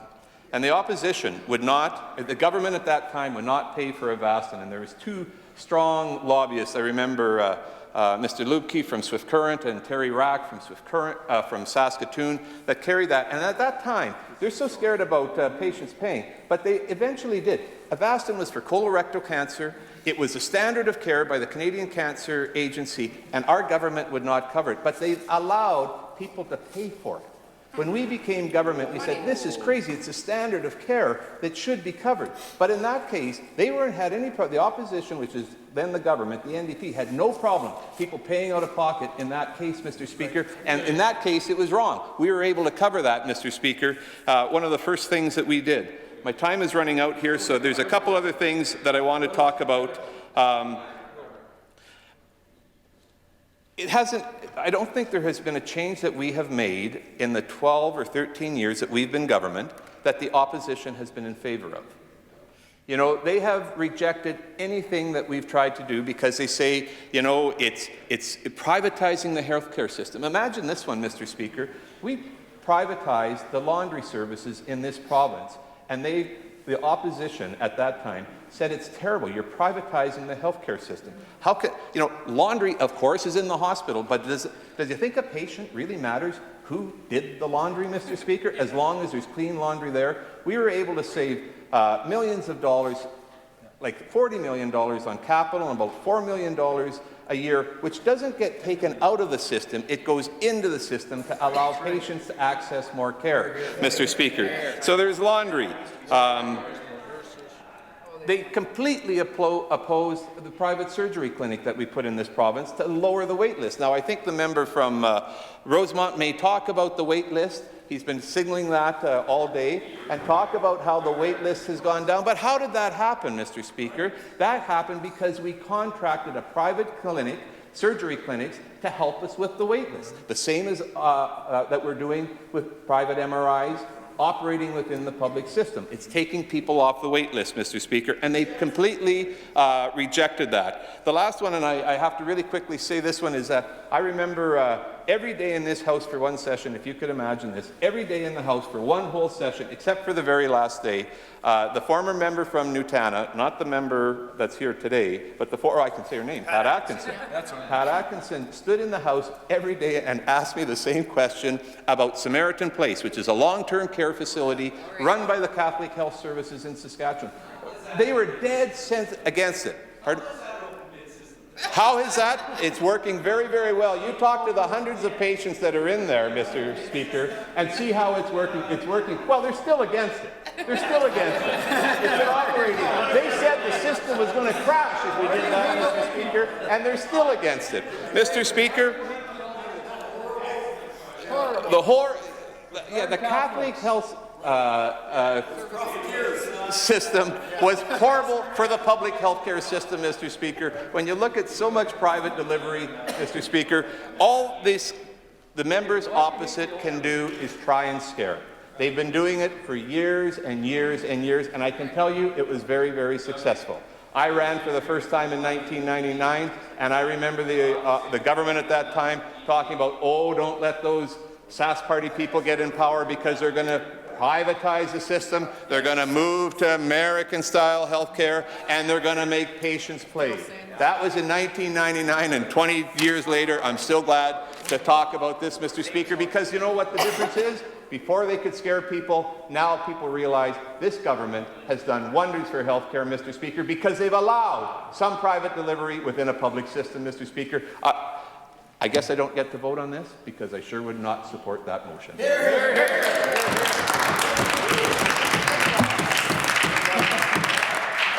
Recognized a member for Saskatoon Centre. That former Minister of Health has given us a lot to debate about. I hope I get to talk about the main motion, of which I really support. But I have to say that it takes a lot of courage for him to stand up. It must be breaking his heart to see what's happening to the wait lists here in this province. The work that he did is falling apart. What he's seeing by the current and the previous ministers, I wonder what he thinks every night when he goes, what's happening to those promises we made about the wait list? What are we doing? And I appreciate that he stands up, and you know, he did talk a little about chiropractic services and that they were private and all of that. We should get used to it, but I tell you, the meanest thing this government, there have been many, many mean things this government has done, but one to the people in social services, when they took that service, that ability to have chiropractic services for people on social services, and we know what that relates to the health of the body, and they yanked that off for those guys. That's a horrible, horrible thing that they did, and he has the nerve to stand up in this House and talk about it. And then he talks about the privatization of the health, of the laundry systems. The nerve of that, and we see that has happened here in Saskatchewan. He says, and I'm glad that he put the caveat on it, that at least we hope it's clean laundry that we get. Yeah, we all hope that the laundry we get back from those places that used to be right in the hospitals, right in our cities here in Saskatchewan, particularly in the city of Prince Albert, and we see that decimated. And the other thing that we were so proud of on this side, I know we have workers up in the gallery, but one of the things we did that we're very, very proud of here in Saskatchewan, when the NDP introduced the Vulnerable Workers Health Benefits Program. Those guys canceled it. It was one of the first things they decided to do, because we know there are workers in this province who have no chance of having the same benefits that we do. We have a great health benefits program through the Legislative Assembly services. Teachers do, many of us do. If our workplaces are organized, and that's one of the things we have, and people fight for that right. But we know there are people who don't have that, don't have the same benefits, that pay the full cost for their prescription, pay full cost for chiropractic service, pay the full cost for their eye care. And we put forward a plan, and that minister cut that in their very first budget, because they said the cupboard was bare. We didn't leave them any money at all. Well, I don't think that was quite accurate. So as I say, it must break that member's heart to see what's happening now with health care here in Saskatchewan. The four things I want to talk about, one is about what's happening in hallway medicine. Where have we come that now in the hallways of our hospitals, we have numbers above the places where they park the Guernseys? What is that all about? Why are we, it's about resources, isn't it, Mr. Deputy Speaker? It's about resources. And then we also have the issue around wait lists. And as I said, There was progress made, but all of a sudden it started falling apart on this government. There are promises, and they don't want to talk about those promises anymore. It's all ancient history. It's what, 2013? Is that the deadline now? That if it's older than 2013, it's ancient history, except for the 90s. We'll talk about the 90s. We'll talk about the 80s. We'll talk about the 90s. But they don't want to talk about the 80s when this government was driven to almost to bankruptcy by their cousins. And we have hallway medicines and, of course, the MRIs. And I do want to say that I appreciate the good work that, and it's so ironic, that member before, who is a former minister, encouraged us to look at other places in the world for their data, their research on what's happening in medicine. If I was listening to my member from Nutana, I think she was quoting some of the studies from the UK, talking about the impact of our MRIs and what's that had on wait list. Mr. Speaker, we just have to look at some of the headlines that we're seeing in the papers and on the radio and on the TV. Here are some that I put. Sask MRI model putting federal dollars at risk. Now, Canada Health Act policy could affect federal transfer dollars. And that was just from yesterday on CBC. So they're very aware. And this is what my colleague was talking about on April 1st. If they don't have their act together, we could be at the risk of losing several millions of dollars. Now, has this come about all of a sudden? No.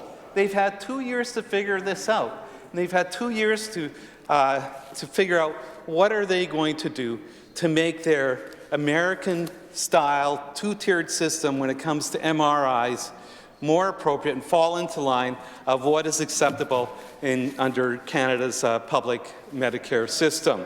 And this is very, very important. Well, then we have another headline: no plans to end private MRIs, say Sask Health Minister in response to federal concerns. And, the minister talks about private scans take people off wait lists. Well, we know there's a lot of questions about that statement. Is that really actually happening, or is that ideological? And it's based on a hope and a prayer that will actually happen. And of course, we had again another headline from the Global TV yesterday. Federal imposed deadline approaching for Saskatchewan to stop private MRIs. So, Mr. Speaker, this is really something, and even the auditor weighed in a couple of years ago, and we hear that maybe the auditor will weigh in again. Mr. Speaker, healthcare is top of mind of people here in the province, or around the world even, Deputy Speaker. When people, even when you're watching the news, and whether you're watching Canadian or whether you're watching American or you're watching international news, top of mind, of course, is what's happening around the coronavirus or COVID-19, whichever you prefer to call it. And it just underlines how important our healthcare system is for all of us here around the world, that we take this seriously and we don't let ideological bents or thinking get in the way. We want to make sure we have the best system here. I mean, even the former minister talks about, the fact that we do have a pretty good system, but it's all at risk if we go down this ideological road and we don't listen and cooperate and think about what's best for the people of Saskatchewan. Mr. Speaker, when I talk about the coronavirus, and people are thinking a lot about that, and it really underlines a shortage of resources that this government has actually put towards health care here in Saskatchewan. We know they like to tout out their numbers and make it seem in one way that we have spent, and the budget is significant, but somehow it's not working. How is it that we are in a place we are today with hallway medicine? How is it that we have situations where we have the beds in the hall in not a room number, but a hall number? so people know where they are. That's incredible. Now, they've put some money forward to that, but we know it's not nearly enough. And Mr. Speaker, we have issues, and we see what's happening with the MRIs, and we've asked questions in the House, both the leader and the critic, about what's happening with the money that what's going to happen on April 1st. Will we be eligible for those health care dollars from our federal partners in Canada? Or are we going to be stuck in the past and ideological roots where they're giving money to out-of-province companies like, and we understand the bid that they got from Mayfair. Mayfair is not a Saskatchewan company. It's actually based out of Calgary. There were bids here from Saskatchewan doctors. They seem to have an allergy to anybody who's here from Saskatchewan. If you're from Saskatchewan and you haven't given them any money, you are out of luck. You are out of luck. You've got to get on the program, and these folks with the biggest, we have a problem here in Saskatchewan with big money, and they have no intention of changing that at all. And we see the impact it has in Saskatchewan. And Mr. Speaker, I think this is a sound, good motion before us, and I'm going to support it. Thank you. I recognize the member from Saskatchewan Rivers. Thank you, Mr. Deputy Speaker. It's my pleasure to also rise in the Assembly today and debate the opposition's motion that this Assembly supports public health care and condemns government statements supporting American-style private health care where patients pay to access care.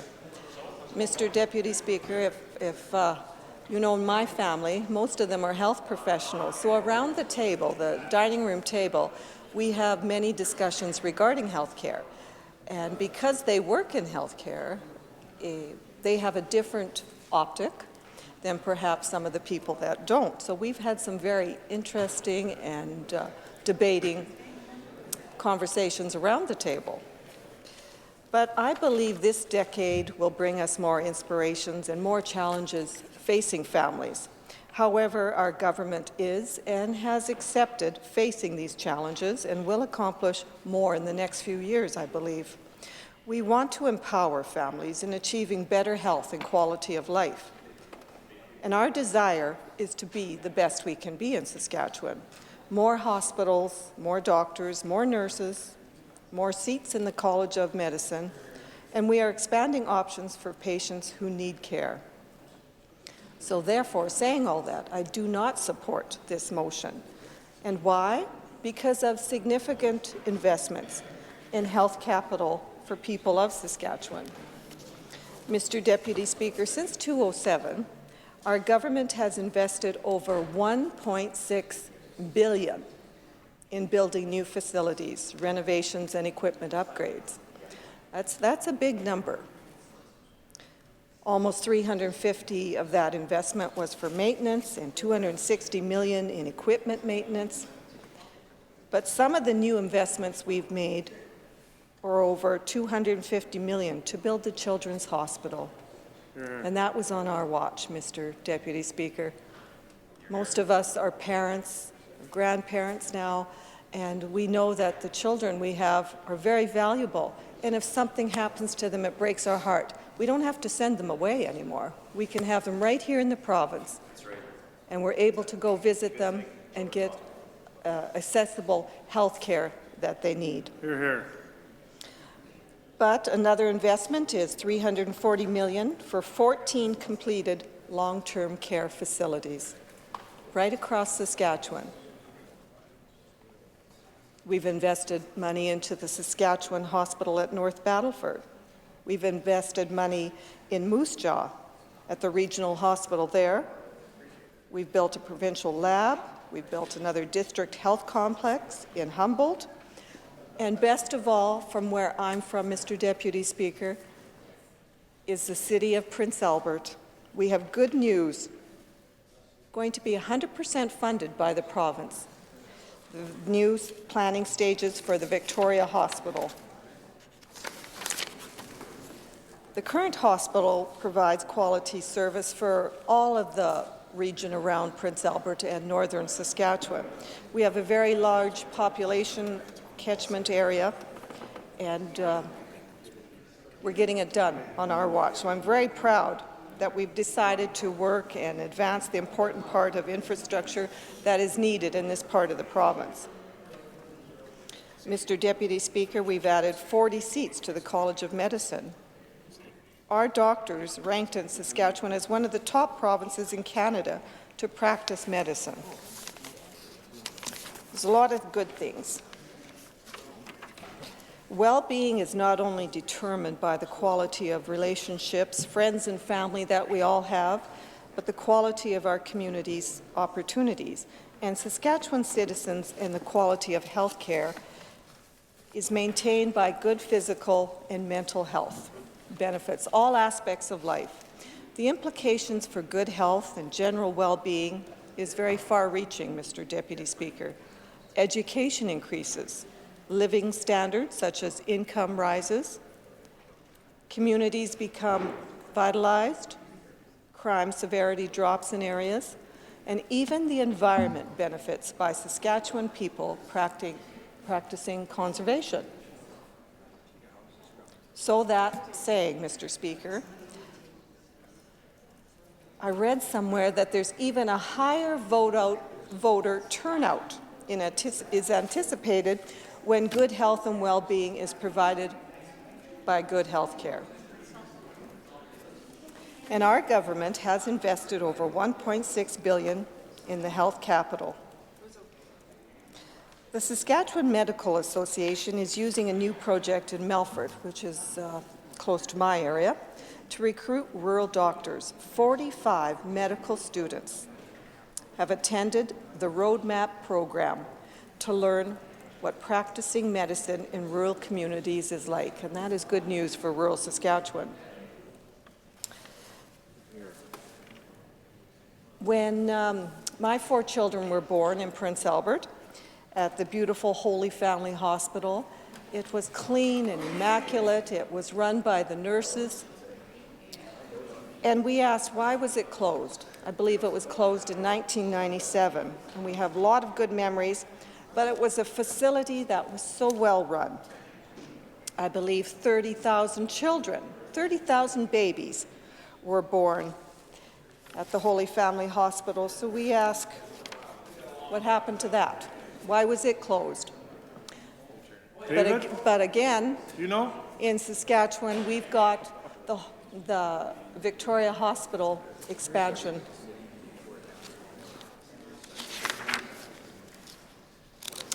Now, one thing we haven't talked about is the health facilities that were constructed since 2007. We've got the Dubé Centre for the Mental Health in Saskatoon. We've got the Ralco Centre for Mother-Baby Care at the Regina General Hospital. We've got the Humboldt District Health Complex, the Wigmore Regional Hospital in Moose Jaw, the Saskatchewan Hospital in North Battleford, and the Jim Pattison Children's Hospital in Saskatoon. We also have Leader and District Health Care Facility, Kelvington and District Health Facility, Bigger Long-Term Care, Kerrobert and District, Southwest Health Care Centre in Maple Creek. Ooh, there's more. We have Kipling, Radville Health Centre, Red Deer Health Centre, Shellbrook Facility. Now we have long-term care. We've got the Meadows in Swift Current, Pineview Terrace, Prince Albert, Rosetown, 54 beds, Tisdale, 36 beds, Saskatoon has 100 long-term care beds, and Watrous. So, Mr. Deputy Speaker, there are a few things that we have invested in health care. Quite a few. Record investment, over $5 billion in health care in 2019. Health funding up $2.1 billion, that's 60% since 2007. nearly 900 more doctors, 3,800 more nurses, approximately 12 million annually for autism. I could go on and on, Mr. Speaker, but I am very proud of our Saskatchewan record of health care, and here's an example of how successful Saskatchewan citizens are with work and care, look after one another. There's an all-women air ambulance team. Pilot Carly, co-pilot Tamara, medical team members Crystal and Jen responded to a call of a man experiencing respiratory distress. On April 2019, the Star Ambulance crew took to the air as the first all-female team to take to the skies. They traveled to Buffalo Narrows to assist a man in need, and they became famous. These 4 women were trailblazers in their field, and they were able to show the province and the world that women are more than capable to lead in the paramedic profession. And this is my Saskatchewan, Mr. Deputy Speaker, another success and inspiring story to tell about the world of Saskatchewan's talents and health care. And I am so proud to be part of this government team. We will have more from other colleagues, so I see my time is winding down, but I will not be supporting the motion from the opposition. I will not support this motion because we have done very well in the health capital for Saskatchewan. Thank you, Mr. Deputy Speaker. I recognize the member from Regina Douglas Park. Thank you, Mr. Deputy Speaker. I'm so honored to rise today to enter into the debate around today's 75-minute debate. And I thank my colleague for putting forward the motion that she has. I think it's a very important discussion. Healthcare and the importance of public health care in our province is one that comes up quite often when speaking with constituents. Mr. Speaker, frankly, constituents are disappointed in what the Sask Party have done over the last decade or so in terms of healthcare. Mr. Speaker, there are serious problems in our healthcare system, and those lie at the feet of this current Sask Party government. On this side of the House, we agree with Saskatchewan families who believe that getting access to care in Canada should not be based on the size of someone's bank account. Unfortunately, it appears that the Minister of Health does not agree with this statement. He recently stated, and I quote, "I think it's easy to get hung up on the ideology that nobody should be paying for anything in the healthcare system," end quote. It appears that he thinks that big user fees are the way to go in public health care. That's not the tradition of this province. It's not what this province has been successful on and supportive of. Public health care as it exists was created in Saskatchewan. It's something that the Saskatchewan people are incredibly proud of and incredibly, frankly, Mr. Speaker, protective of. Of course, Saskatchewan families want to have access to high-quality health care, and that can be done in the public system, Mr. Deputy Speaker. It's quite astounding and concerning that this Minister of Health wants to double down on American-style two-tier healthcare system. We've seen how well that works for our friends south of the border, Mr. Deputy Speaker. Between August 2018 and June of 2019, the number of people waiting for an MRI in Saskatchewan actually increased by 65%. Mr. Speaker, that's after the government put forward their private MRI scheme, their American-style MRI scheme. By this government's own metrics, it's clear that this experiment with American-style health care has failed, and it's failed in particular Saskatchewan people. The Sask Party is putting private profit over public health care. This province has had 2 years to come into compliance with the Canada Health Act's protections for our universal health care system, and they have failed. We know that when BC went down this road, it actually cost the province $32 million in federal health transfers in 2018 and 2019. Mr. Speaker, it's this Sask Party government that is so desperate to push its ideology on the rest of us that, as the Canada Health Act states in its section on patient charges for medically necessary diagnostic services, Saskatchewan is the only province that expressly encourages this practice through legislation. Under the Sask Party's watch, the amount of needed infrastructure repairs has grown by 50% from $2.2 billion to $3.3 billion. And floors are taped together right now with duct tape. Under the Sask Party, the SHA is sending memos to staff saying, quote, if you do not want to see it in the newspaper, then do not include it in the meeting minutes, and criticizing, quote, physician leaders have communicated directly with external agencies, end quote. This is the record that the Sask Party have in this area. This is the climate that we're in terms of health care in this province right now. Mr. Deputy Speaker, even more alarmingly, hallway medicine has become the norm, with one woman waiting 5 days to get a bed in hospital, ER wait times increasing by 22% in Regina, and a 20% increase in Saskatoon, as well as a patient who recently passed away because she did not get access to care. Mr. Speaker, this is a government that's putting federal transfers at risk. We see this time and time again with this government, who would rather point fingers and blame the feds and leave federal dollars on the table rather than getting to work, doing the work necessary, and working with the feds to ensure that the best care and the best access to care is available in Saskatchewan. And they do that because it's politically expedient for them. They do that because it's good for them in their politics. It's not good for Saskatchewan people. That's not what they care about. Mr. Speaker, we need real funding needed to address real issues in our healthcare system, not ideology and political banter. Mr. Speaker, we have members on that side who are comfortable with us moving toward more of an American-style healthcare system, who see no concern, as the Minister of Health said, that for people should have to pay to access our healthcare system. I want to talk about one in particular that crossed my office recently, and I asked members opposite what they think about this particular situation, and it was a constituent in my riding. She works as a bus driver in Regina.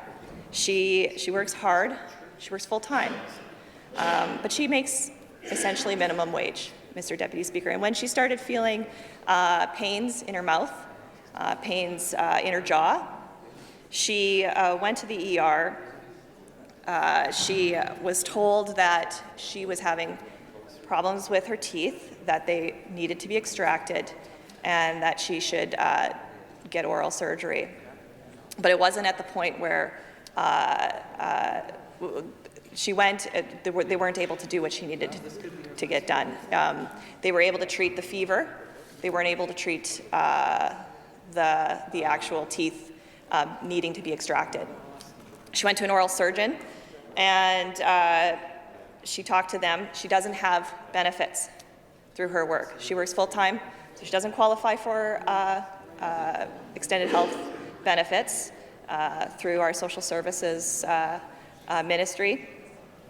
But she can't afford benefits on her own, and her employer doesn't provide benefits. She was quoted $5,000 to have her teeth extracted. She had to take out several loans to be able to pay to get her teeth extracted so she couldn't live without pain. That's an American-style healthcare system. That's the problems that we're seeing in Saskatchewan. That's where the Sask Party want to move closer to rather than away from. Now, this constituent of mine, after that, contacted our office because she also had no teeth anymore. She wanted to get dentures. She, again, didn't have any benefits, so coverage for dentures was not one that she had. She doesn't apply. She doesn't qualify because she works for Medicare under the province. but she wanted to have teeth, Mr. Deputy Speaker. And she didn't have the money available. She's a full-time worker making minimum wage, could not afford to pay for her dentures. We had to advocate through our office, and I will say, with credit to those who work within the Ministry of Health, we were able to do some advocacy to extend some coverage to her so she could get the dentures that she needed.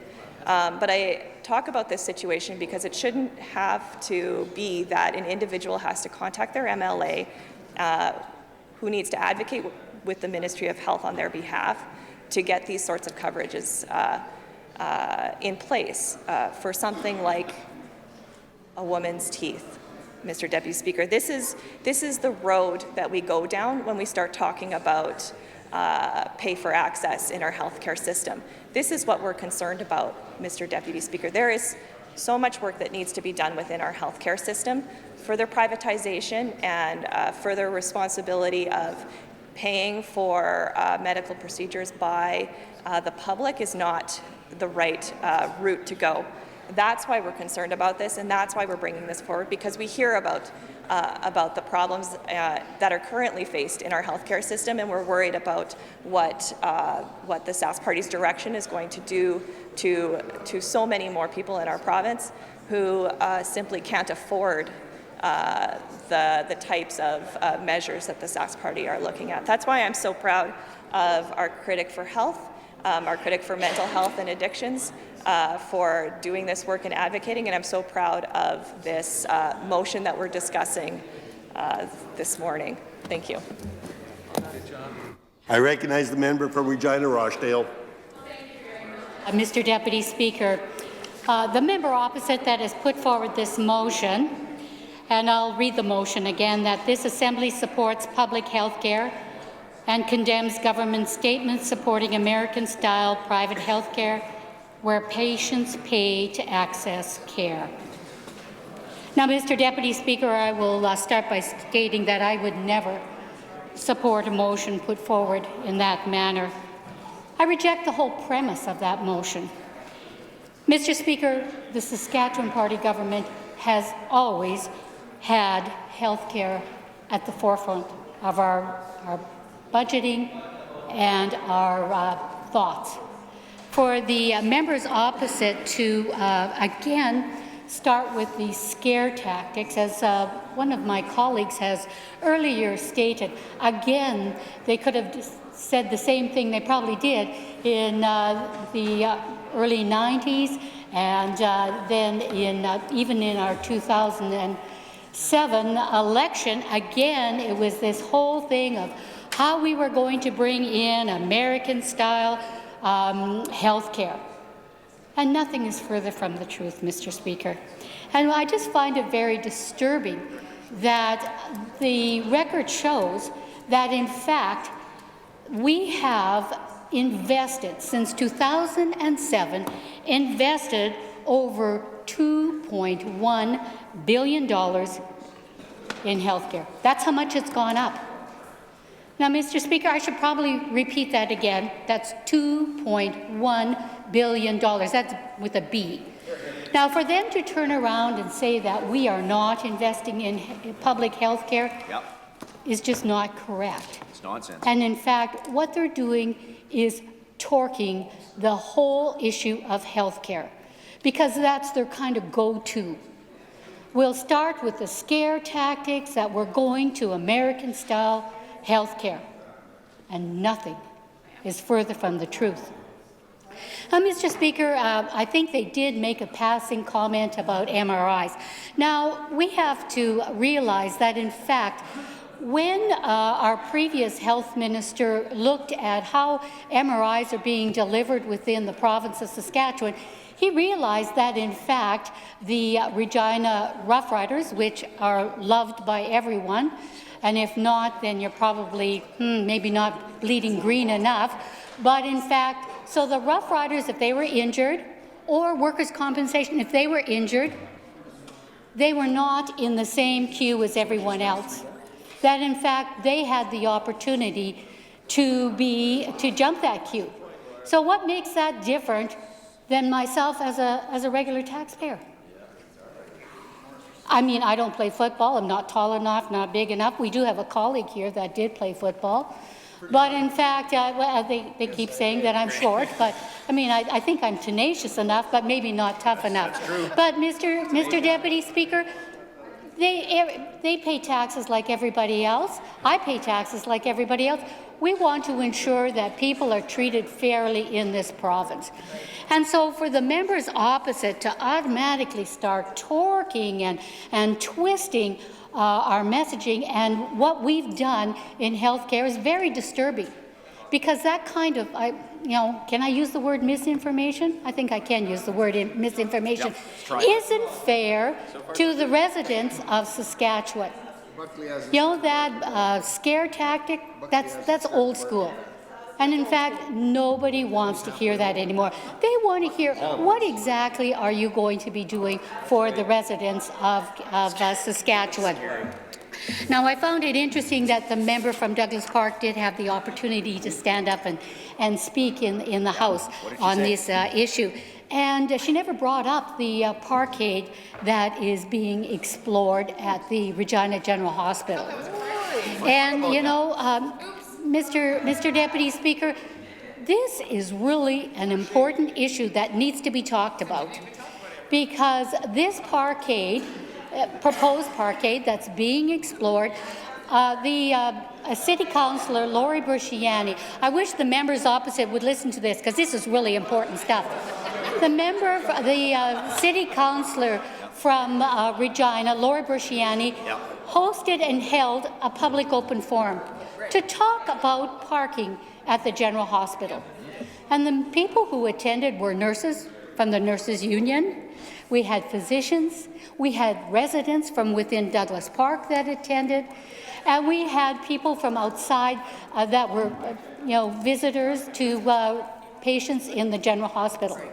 And they talked about parking and how we needed to change the dial on how that service was being provided to either the healthcare providers, the visitors, and the residents within that area. Now, Mr. Deputy Speaker, the interesting thing about this was that the Union of Nurses said, you know what? We do not want to see healthcare dollars going into building parking space. We want our healthcare dollars kept whole. So, Mr. Deputy Speaker, the interesting thing is we have the ideology of the left over there in the NDP who are going, we cannot have a private parkade. That's not healthcare, that's parking. You know, if we want to talk about asphalt, we could talk about roads, and we could talk about highways and all of that sort of stuff. That's totally different. We've got a Minister of Highways that looks after that. We have a member here, Minister of Health, he's looking after health care. And parkades, that's not health care, that's parking. But you know, the interesting thing is we want to ensure that our health care professionals are provided a safe way of getting to and from their parking spaces. Walking down a dark street where they're a little concerned late at night, is that safe? Is that being respectful? Is that being respectful of the people who work hard to ensure that our patients are looked after? Absolutely not. So, Mr. Deputy Speaker, let's look at this. Let's look at this in a comprehensive manner and say, you know, how do we provide health care in a real way to the residents of Saskatchewan? Because, you know, the interesting thing is it's not just the people from Regina that visit and are patients at the General Hospital. We have people throughout Saskatchewan that come. Now, interesting enough, we used to have 3 hospitals here, but the NDP, and you know there was lots of, and it was safe parking out there at the Plains, but what did the NDP do? They shut the doors on that place. And so what did we have to do? We had to increase the size of a hospital, the General Hospital, in the most densely a populated area in the city of Regina. You know, I don't know if you understand how our city was designed, but that's one of the oldest areas of the city. 25-foot lots. So you can imagine how dense that area is. And you can imagine, where are those residents supposed to park? Because we've got healthcare people parking on those streets. We have visitors parking on those streets. You can't imagine how frustrated those people are. And then we have the opposition saying, let's take healthcare dollars and go build a parkade. Like, it just doesn't make any sense. And that's when they stand up, and today they talked about, we're stuck in our ideology. You know who's stuck in the ideology? Those people across there. Those are the ones who are stuck in ideology that everything has to be under one big umbrella. They don't understand that today. We look, how do we deliver services better? Well, sometimes we have to look at a unique way. And this is a unique way. So, Mr. Deputy Speaker, there is no way anyone on this side of the House could support a motion that has even any of the words in it called American-style health care. That is not on, Mr. Deputy Speaker. Debate has expired. Questions. I recognize the member from Moosomin. Thank you, Mr. Speaker. The member from Regina Douglas Park just stood up and said that things like dentures should be covered 100%. I'm just going to ask her today, if the NDP were to win the next election, would they commit to cover 100% of dental extractions and dentures? And how much would that cost?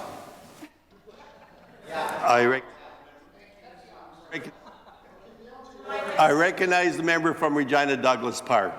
Opposite to ask that question to my constituent. The story that I was talking about was a very, very serious one. What I will say is that on this side of the House, we agree with Saskatchewan families who believe that getting access to care in Canada should not be based on the size of someone's bank account. Recognize the member from Saskatoon Centre. Mr. Speaker, I was so disappointed to hear the member from Regina Lakeview say she rejected totally everything in Rochdale. Sorry, my apologies. My apologies. That she rejected everything in the motion, including the word public health care. I'm so disappointed to hear that she's now on the record of rejecting public health care. You know, when we talk about hallway medicine, and now it's become the norm, one woman sat 5 days to get a bed in a hospital. ER times have grown by 27% in Regina and 20% in Saskatoon. I would want to know, Mr. Speaker, if what does the member from Regina Rochdale think about Saskatchewan risking, when she goes on to talk about taxpayers' dollars, risking millions of dollars in health transfers because their government simply can't follow the rules? I recognize the member from Regina Rochdale. Thank you very much, Mr. Deputy Speaker, and I thank the member opposite for asking a question of me. In fact, we have always supported public health care on this side. We reject the notion of them doing the blame and the scare of American-style private health care. But, Mr. Deputy Speaker, the thing that concerns me the most is that those members opposite will side with Justin Trudeau every time and not stand up for the people of Saskatchewan. That's what I find very disturbing, Mr. Deputy Speaker. I recognize the member from Saskatoon-Utana. Mr. Speaker, we didn't get an answer from Regina Rochdale, but I'm very curious to know what the member from Sask River would actually think about our province risking millions in healthcare transfer dollars because is to follow the rules of the Canada Health Act. On April 1st, we will start getting clawbacks to our health transfers. How do you feel about that, and how do you think your constituents will feel? I recognize the member from Saskatchewan Rivers. Thank you, Mr. Deputy Speaker. And I'd like to thank the member opposite for the question. But, Mr. Deputy Speaker, our record speaks for itself. What did they do when there was maintenance to be done? They closed the doors. But that's not our plan. We have a plan to grow. In fact, we have a plan to have more hospitals or renovated. And we'll continue to invest in a growing population and the province's health care needs. And I'll take no direction from the opposition who continue to side with Justin Trudeau. Thank you. I recognize the member from Saskatoon,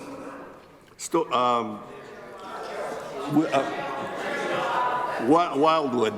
Sorry. Thank you, Mr. Speaker. After a fair and transparent RFP process was conducted by the Saskatchewan Health Authority, the NDP still question our public servants and their integrity to conduct their work. We have created targets to improve access to service and reduce surgical wait times in our plan for growth, yet we are met with noise and fear-mongering. We never hear of an alternative or a plan for how they would meet the challenge and reduce wait times. My question is for the member from Saskatoon Centre. Has the member failed to present a plan on wait times because there simply is no plan?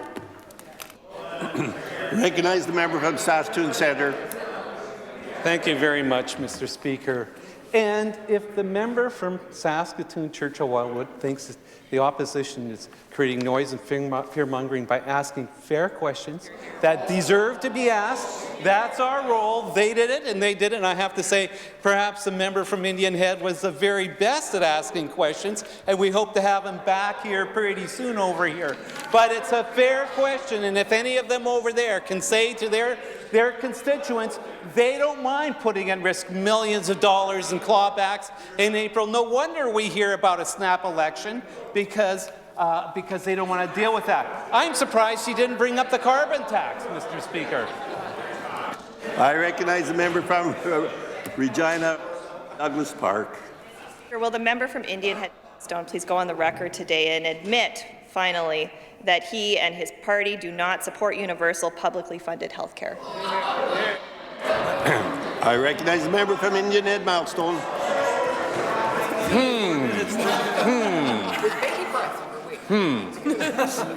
Yes, we support publicly funded health care, Mr. Speaker. Mr. Speaker. But what we don't support is an opposition party that tries to fearmonger and scare people in this province. They've been doing it for 60 years, Mr. Speaker. That's what we don't support. What we don't support, Mr. Speaker, is when they had a chance to govern this province, they had the longest wait list in Canada, Mr. Speaker. What we don't support, Mr. Speaker, is when they were in government, we had a nurses shortage, we had a doctor shortage, we had community after community getting into bidding wars because there wasn't enough doctors, Mr. Speaker. That's what we don't support. And you know what the people of Saskatchewan don't support? The NDP anymore and their health care policies. I recognize the member from Kindersley.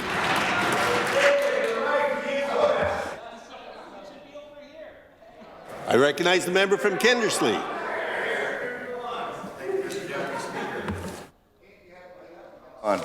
There we go. When faced with the choice of supporting nearly 2,500 Saskatchewan patients who have received MRIs under our Made in Saskatchewan 2-for-1 system, or supporting Justin Trudeau, the members opposite chose to support Trudeau. My question is to the member from Saskatoon-Nutana. Why won't the NDP put patients before ideology first? Better yet, when will they start putting Saskatchewan people ahead of their socialist friends in Ottawa? I recognize the member from Saskatoon-Nutana. That was rather a confused and garbled and misguided question, Mr. Speaker. I'm not sure the member really understood what he was asking. But what I can tell you is this. We are concerned about the economic impacts of the ill-advised decision to create a payer-user fee for MRIs, Mr. Speaker. And I introduced all kinds of evidence. Obviously, the member wasn't listening when I spoke earlier because I introduced all kinds of empirical evidence that shows this system doesn't work and it actually costs the taxpayers more. And if he doesn't think that Saskatchewan taxpayers are going to be concerned about the clawback to our Canada Health transfers because of the actions of this government, then you might want to check with your own constituents, all of you, and see how they feel about these clawbacks that are coming April 1st, 2020. This is an economic issue, and this government has put ideology over economy, Mr. Speaker. I recognize the member from Saskatoon Centre. Thank you, Mr. Deputy Speaker. I'm glad the members opposite are very anxious to hear what question I have, because all we're hearing from that side is noise and fear-mongering and all sorts of swashbuckling. Listen to them. We have a real crisis in health care. Hallway medicine, they don't care. And now we have a situation with their American-style MRIs that are costing us perhaps millions come April 1st. So I have a question for the member from Sask Rivers. If the Sask Party's American-style 2-for-1 MRI system works, how come we have a situation where we have twice as many people now waiting for MRIs? How does that work?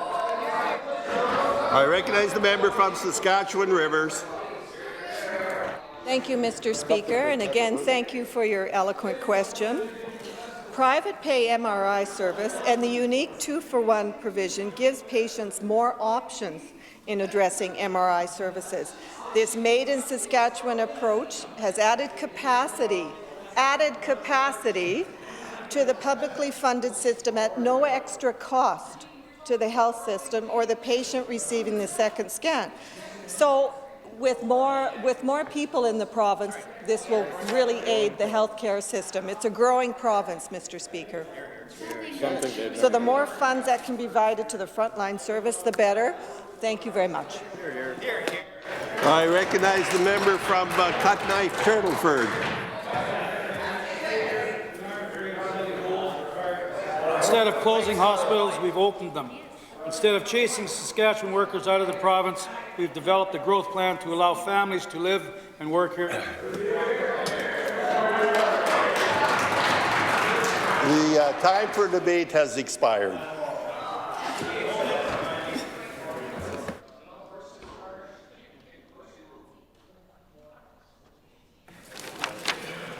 Private members, public bills and orders. Priority item number 1, adjourned debates. Item number 1, motion number 1, moved by Ms. Young. Mr. Steele. I recognize the member from Martensville. Thank you, Mr. Deputy Speaker. It's a pleasure to rise today, and I know we're supposed to stay on topic, but I will ask the room's indulgence to let me go off topic just a little bit. Today is quite likely the last time I'll be speaking in this chamber, and I know there are some here probably really happy about that. No. And so today is a bit of a bittersweet day. It is also the 13th anniversary of the very first time I was elected in the 2007 by-election to represent Martensville. So it's definitely a bit of an odd day, kind of a hello, goodbye all in the same day, and have taken some time to reflect on the last 13 years here and what we've accomplished together as a team in concert with the people of this province who have honored us with being able to hold a place in government in this province. So I got to say I'm proud of the work that I've been able to do. In 2007, I met with all my mayors and reeves and asked them for a list of things that they wanted for their communities. And with the completion of the bypasses in Warman and Martensville, I'm happy to say absolutely everything on the list that they gave me has been completed in the last 2 years. And Mr. Speaker, I was reflecting on this as well. I was talking to the member for Regina Elphinstone. We came into the building Monday morning, got here at the same time, and as we are both on our way out. We had a nice chat outside and actually started my day with a hug from an NDPer, so that was not how I thought I was going to start my day. But we were reflecting on our time here, and while I was elected on March 5th, 2007, I was sworn in March 7th of 2007 in the morning, and that afternoon I was up in question period, asking questions of Pat Atkinson, who at the time terrified me a little bit. She doesn't anymore, but she did then. And so it's been quite a journey from days in opposition where I just got thrown in. My background's in question period, but it's one thing to be hollering at MPs in Ottawa when you're sitting in the lobby watching the television and saying all the things they're doing wrong, and something completely different to be standing in this chamber and doing it yourself. So thank you for all of those who had confidence in me those first few days. I want to say a few thank yous. I do have to get to my actual speech because that's the business of today, but and I shouldn't do this, but I want to thank my dad. Yeah, no kidding.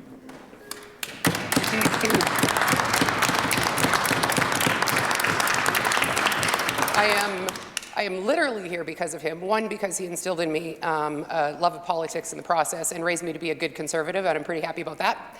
And but on the literal side, for being one of the founders of the Saskatchewan Party, and without those original 8, none of us on this side would be here. There would be a few probably left over on the other side, but we certainly would not be here. So I want to thank my dad and recognize him publicly.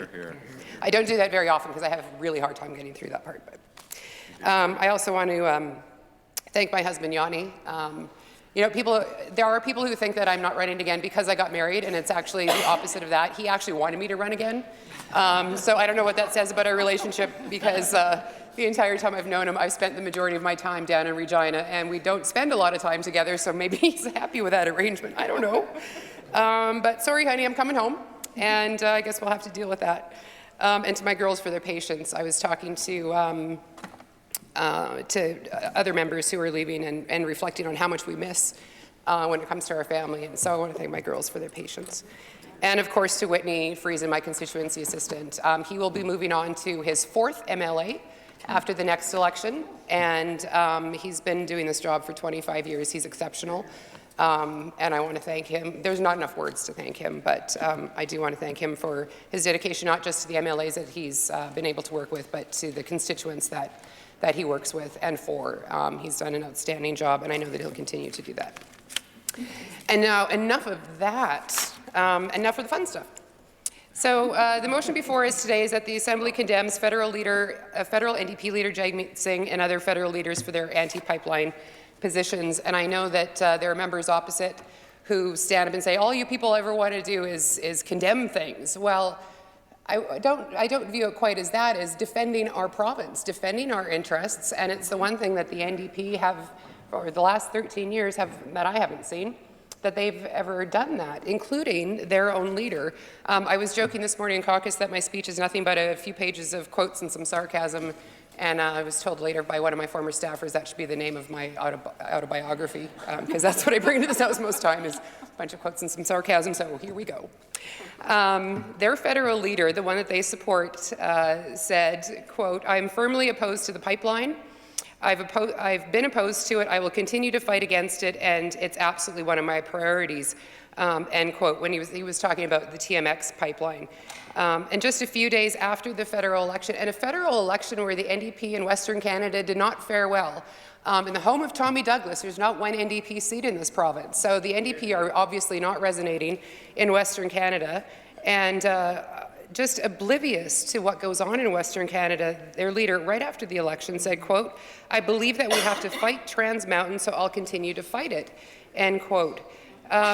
It's just so completely out of touch with Western Canada, the views held here, not just the views, but the things that actually keep our economy moving, keep people employed, and out of touch with all of that. And the NDP in our own province, our provincial NDP, say that they don't need to publicly oppose their federal leader, which means they don't have to publicly stand up for our industries and for our province. And I find that absolutely shameful, Mr. Speaker. There's a reason they've been over there for 12 years. And I'm pretty sure after the next election, they'll still be over there. Numbers might change, who knows about that, but they're not resonating because they're not representing the people the way that they're supposed to. And I've said this before in the House, not only are they not supporting our industries, they oppose them. I know that the member for Regina Rosemont has taken great pains to say that I was wrong when I said this in the House, but the NDP actually voted against Keystone XL and Northern Gateway. So it's not like they've got this quiet diplomacy that somehow behind the scenes they're standing up for Saskatchewan. They're standing, all right, Mr. Speaker, but they're standing in this chamber on their feet to oppose pipelines that would have a direct benefit to the people of this province, Mr. Speaker.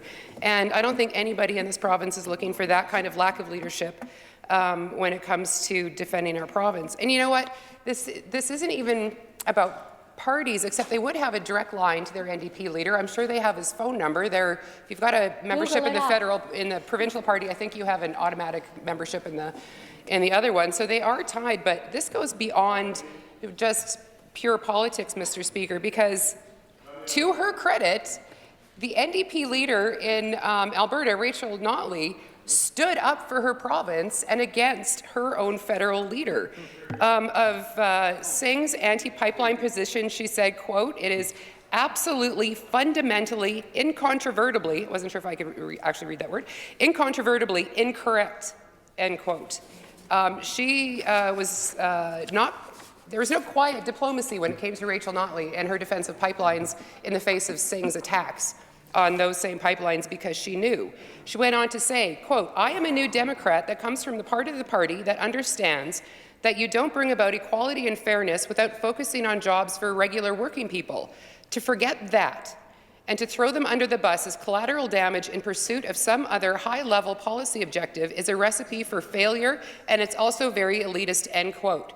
That's from an NDP premier, Mr. Speaker. She wasn't afraid to stand up against her leader and defend her province. The people on this side of the House, Mr. Speaker, do not take the same position. And what do these pipelines mean? On TransCanada alone, when it talks about having to forego this project, it's thousands of jobs and billions of dollars for Canada, and it will significantly impact our country's ability to access markets for oil and gas. It makes a difference what we say and what we do, and what we say and do publicly. And the NDP are happy to sit quietly unless it comes time to vote against a pipeline in this House, and then they're happy to get energized and get back on their feet.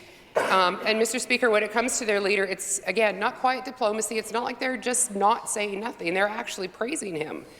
So on September 29th, 2017, their leader had said, he talked again about opposing Kinder Morgan, Energy East, and Keystone XL pipelines.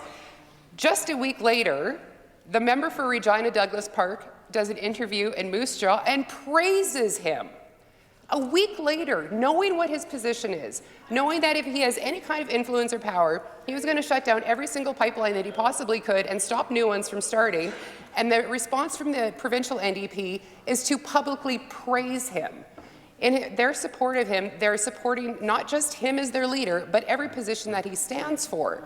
And to try to stand in this House and do otherwise is, I don't think anybody's buying that. I find it absolutely hilarious that this week, when we present petitions opposing the federal government's carbon tax, suddenly the member for Regina Rosemont is applauding us, considering that we know exactly what their position is they're happy to sign on to Trudeau's carbon tax. We have the quotes, and I don't know, I realize the Leader of the Opposition himself might be a little bit new to the process of how things work, but when you say something, it's recorded, and people write these things down. You just have to go to the Google and tap in a few words, and you can come up with these things, so it's not like he's speaking into a vacuum.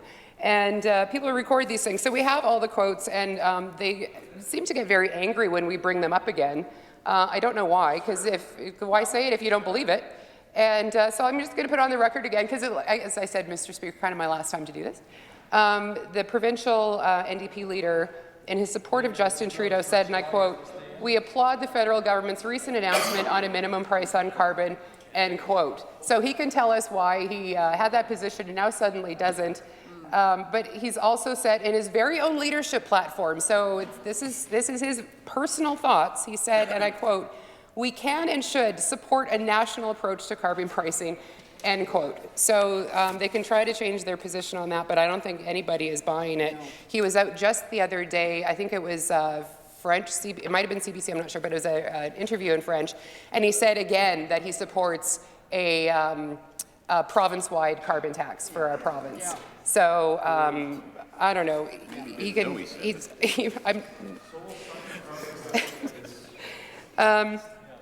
So, Mr. Speaker, like I said, we've seen it before, where they complain that we're condemning things and motions in this House.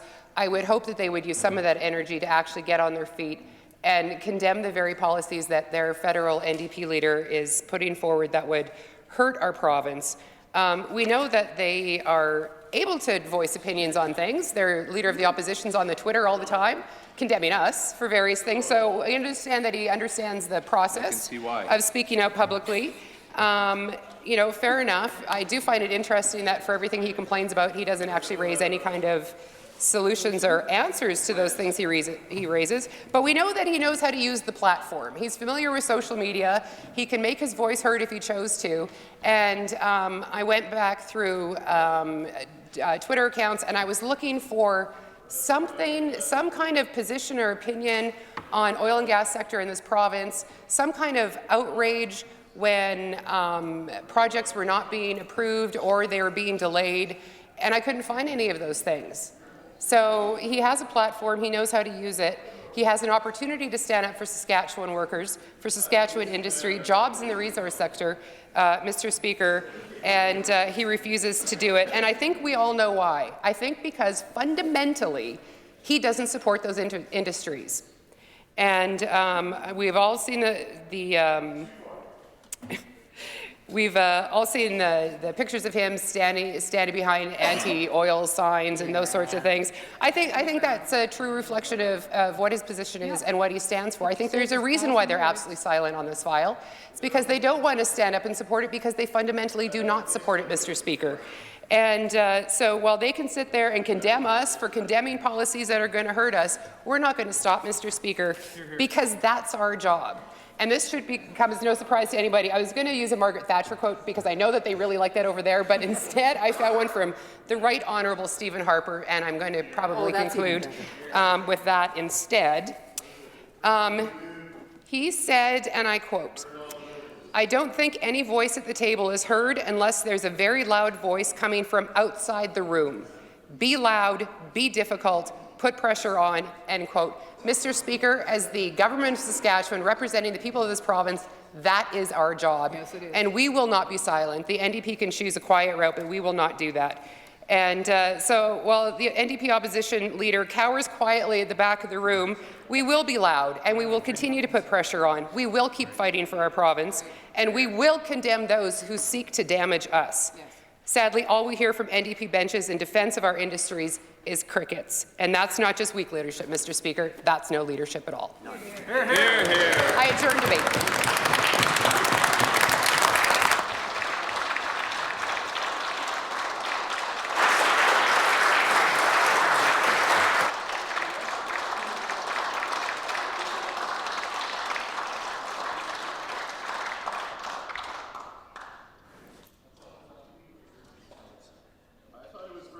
I didn't hear, but did the member move to adjourn debate? Okay, the member moved to adjourn debate. Is the pleasure of the Assembly to adopt the motion? Carried. I recognize the Government House Leader. Thank you, Mr. Deputy Speaker. I move that this House do now adjourn. It has been moved that this House adjourns. It is the pleasure of the Assembly to adopt the motion. Carried. This House stands adjourned until Monday at 1:30 p.m.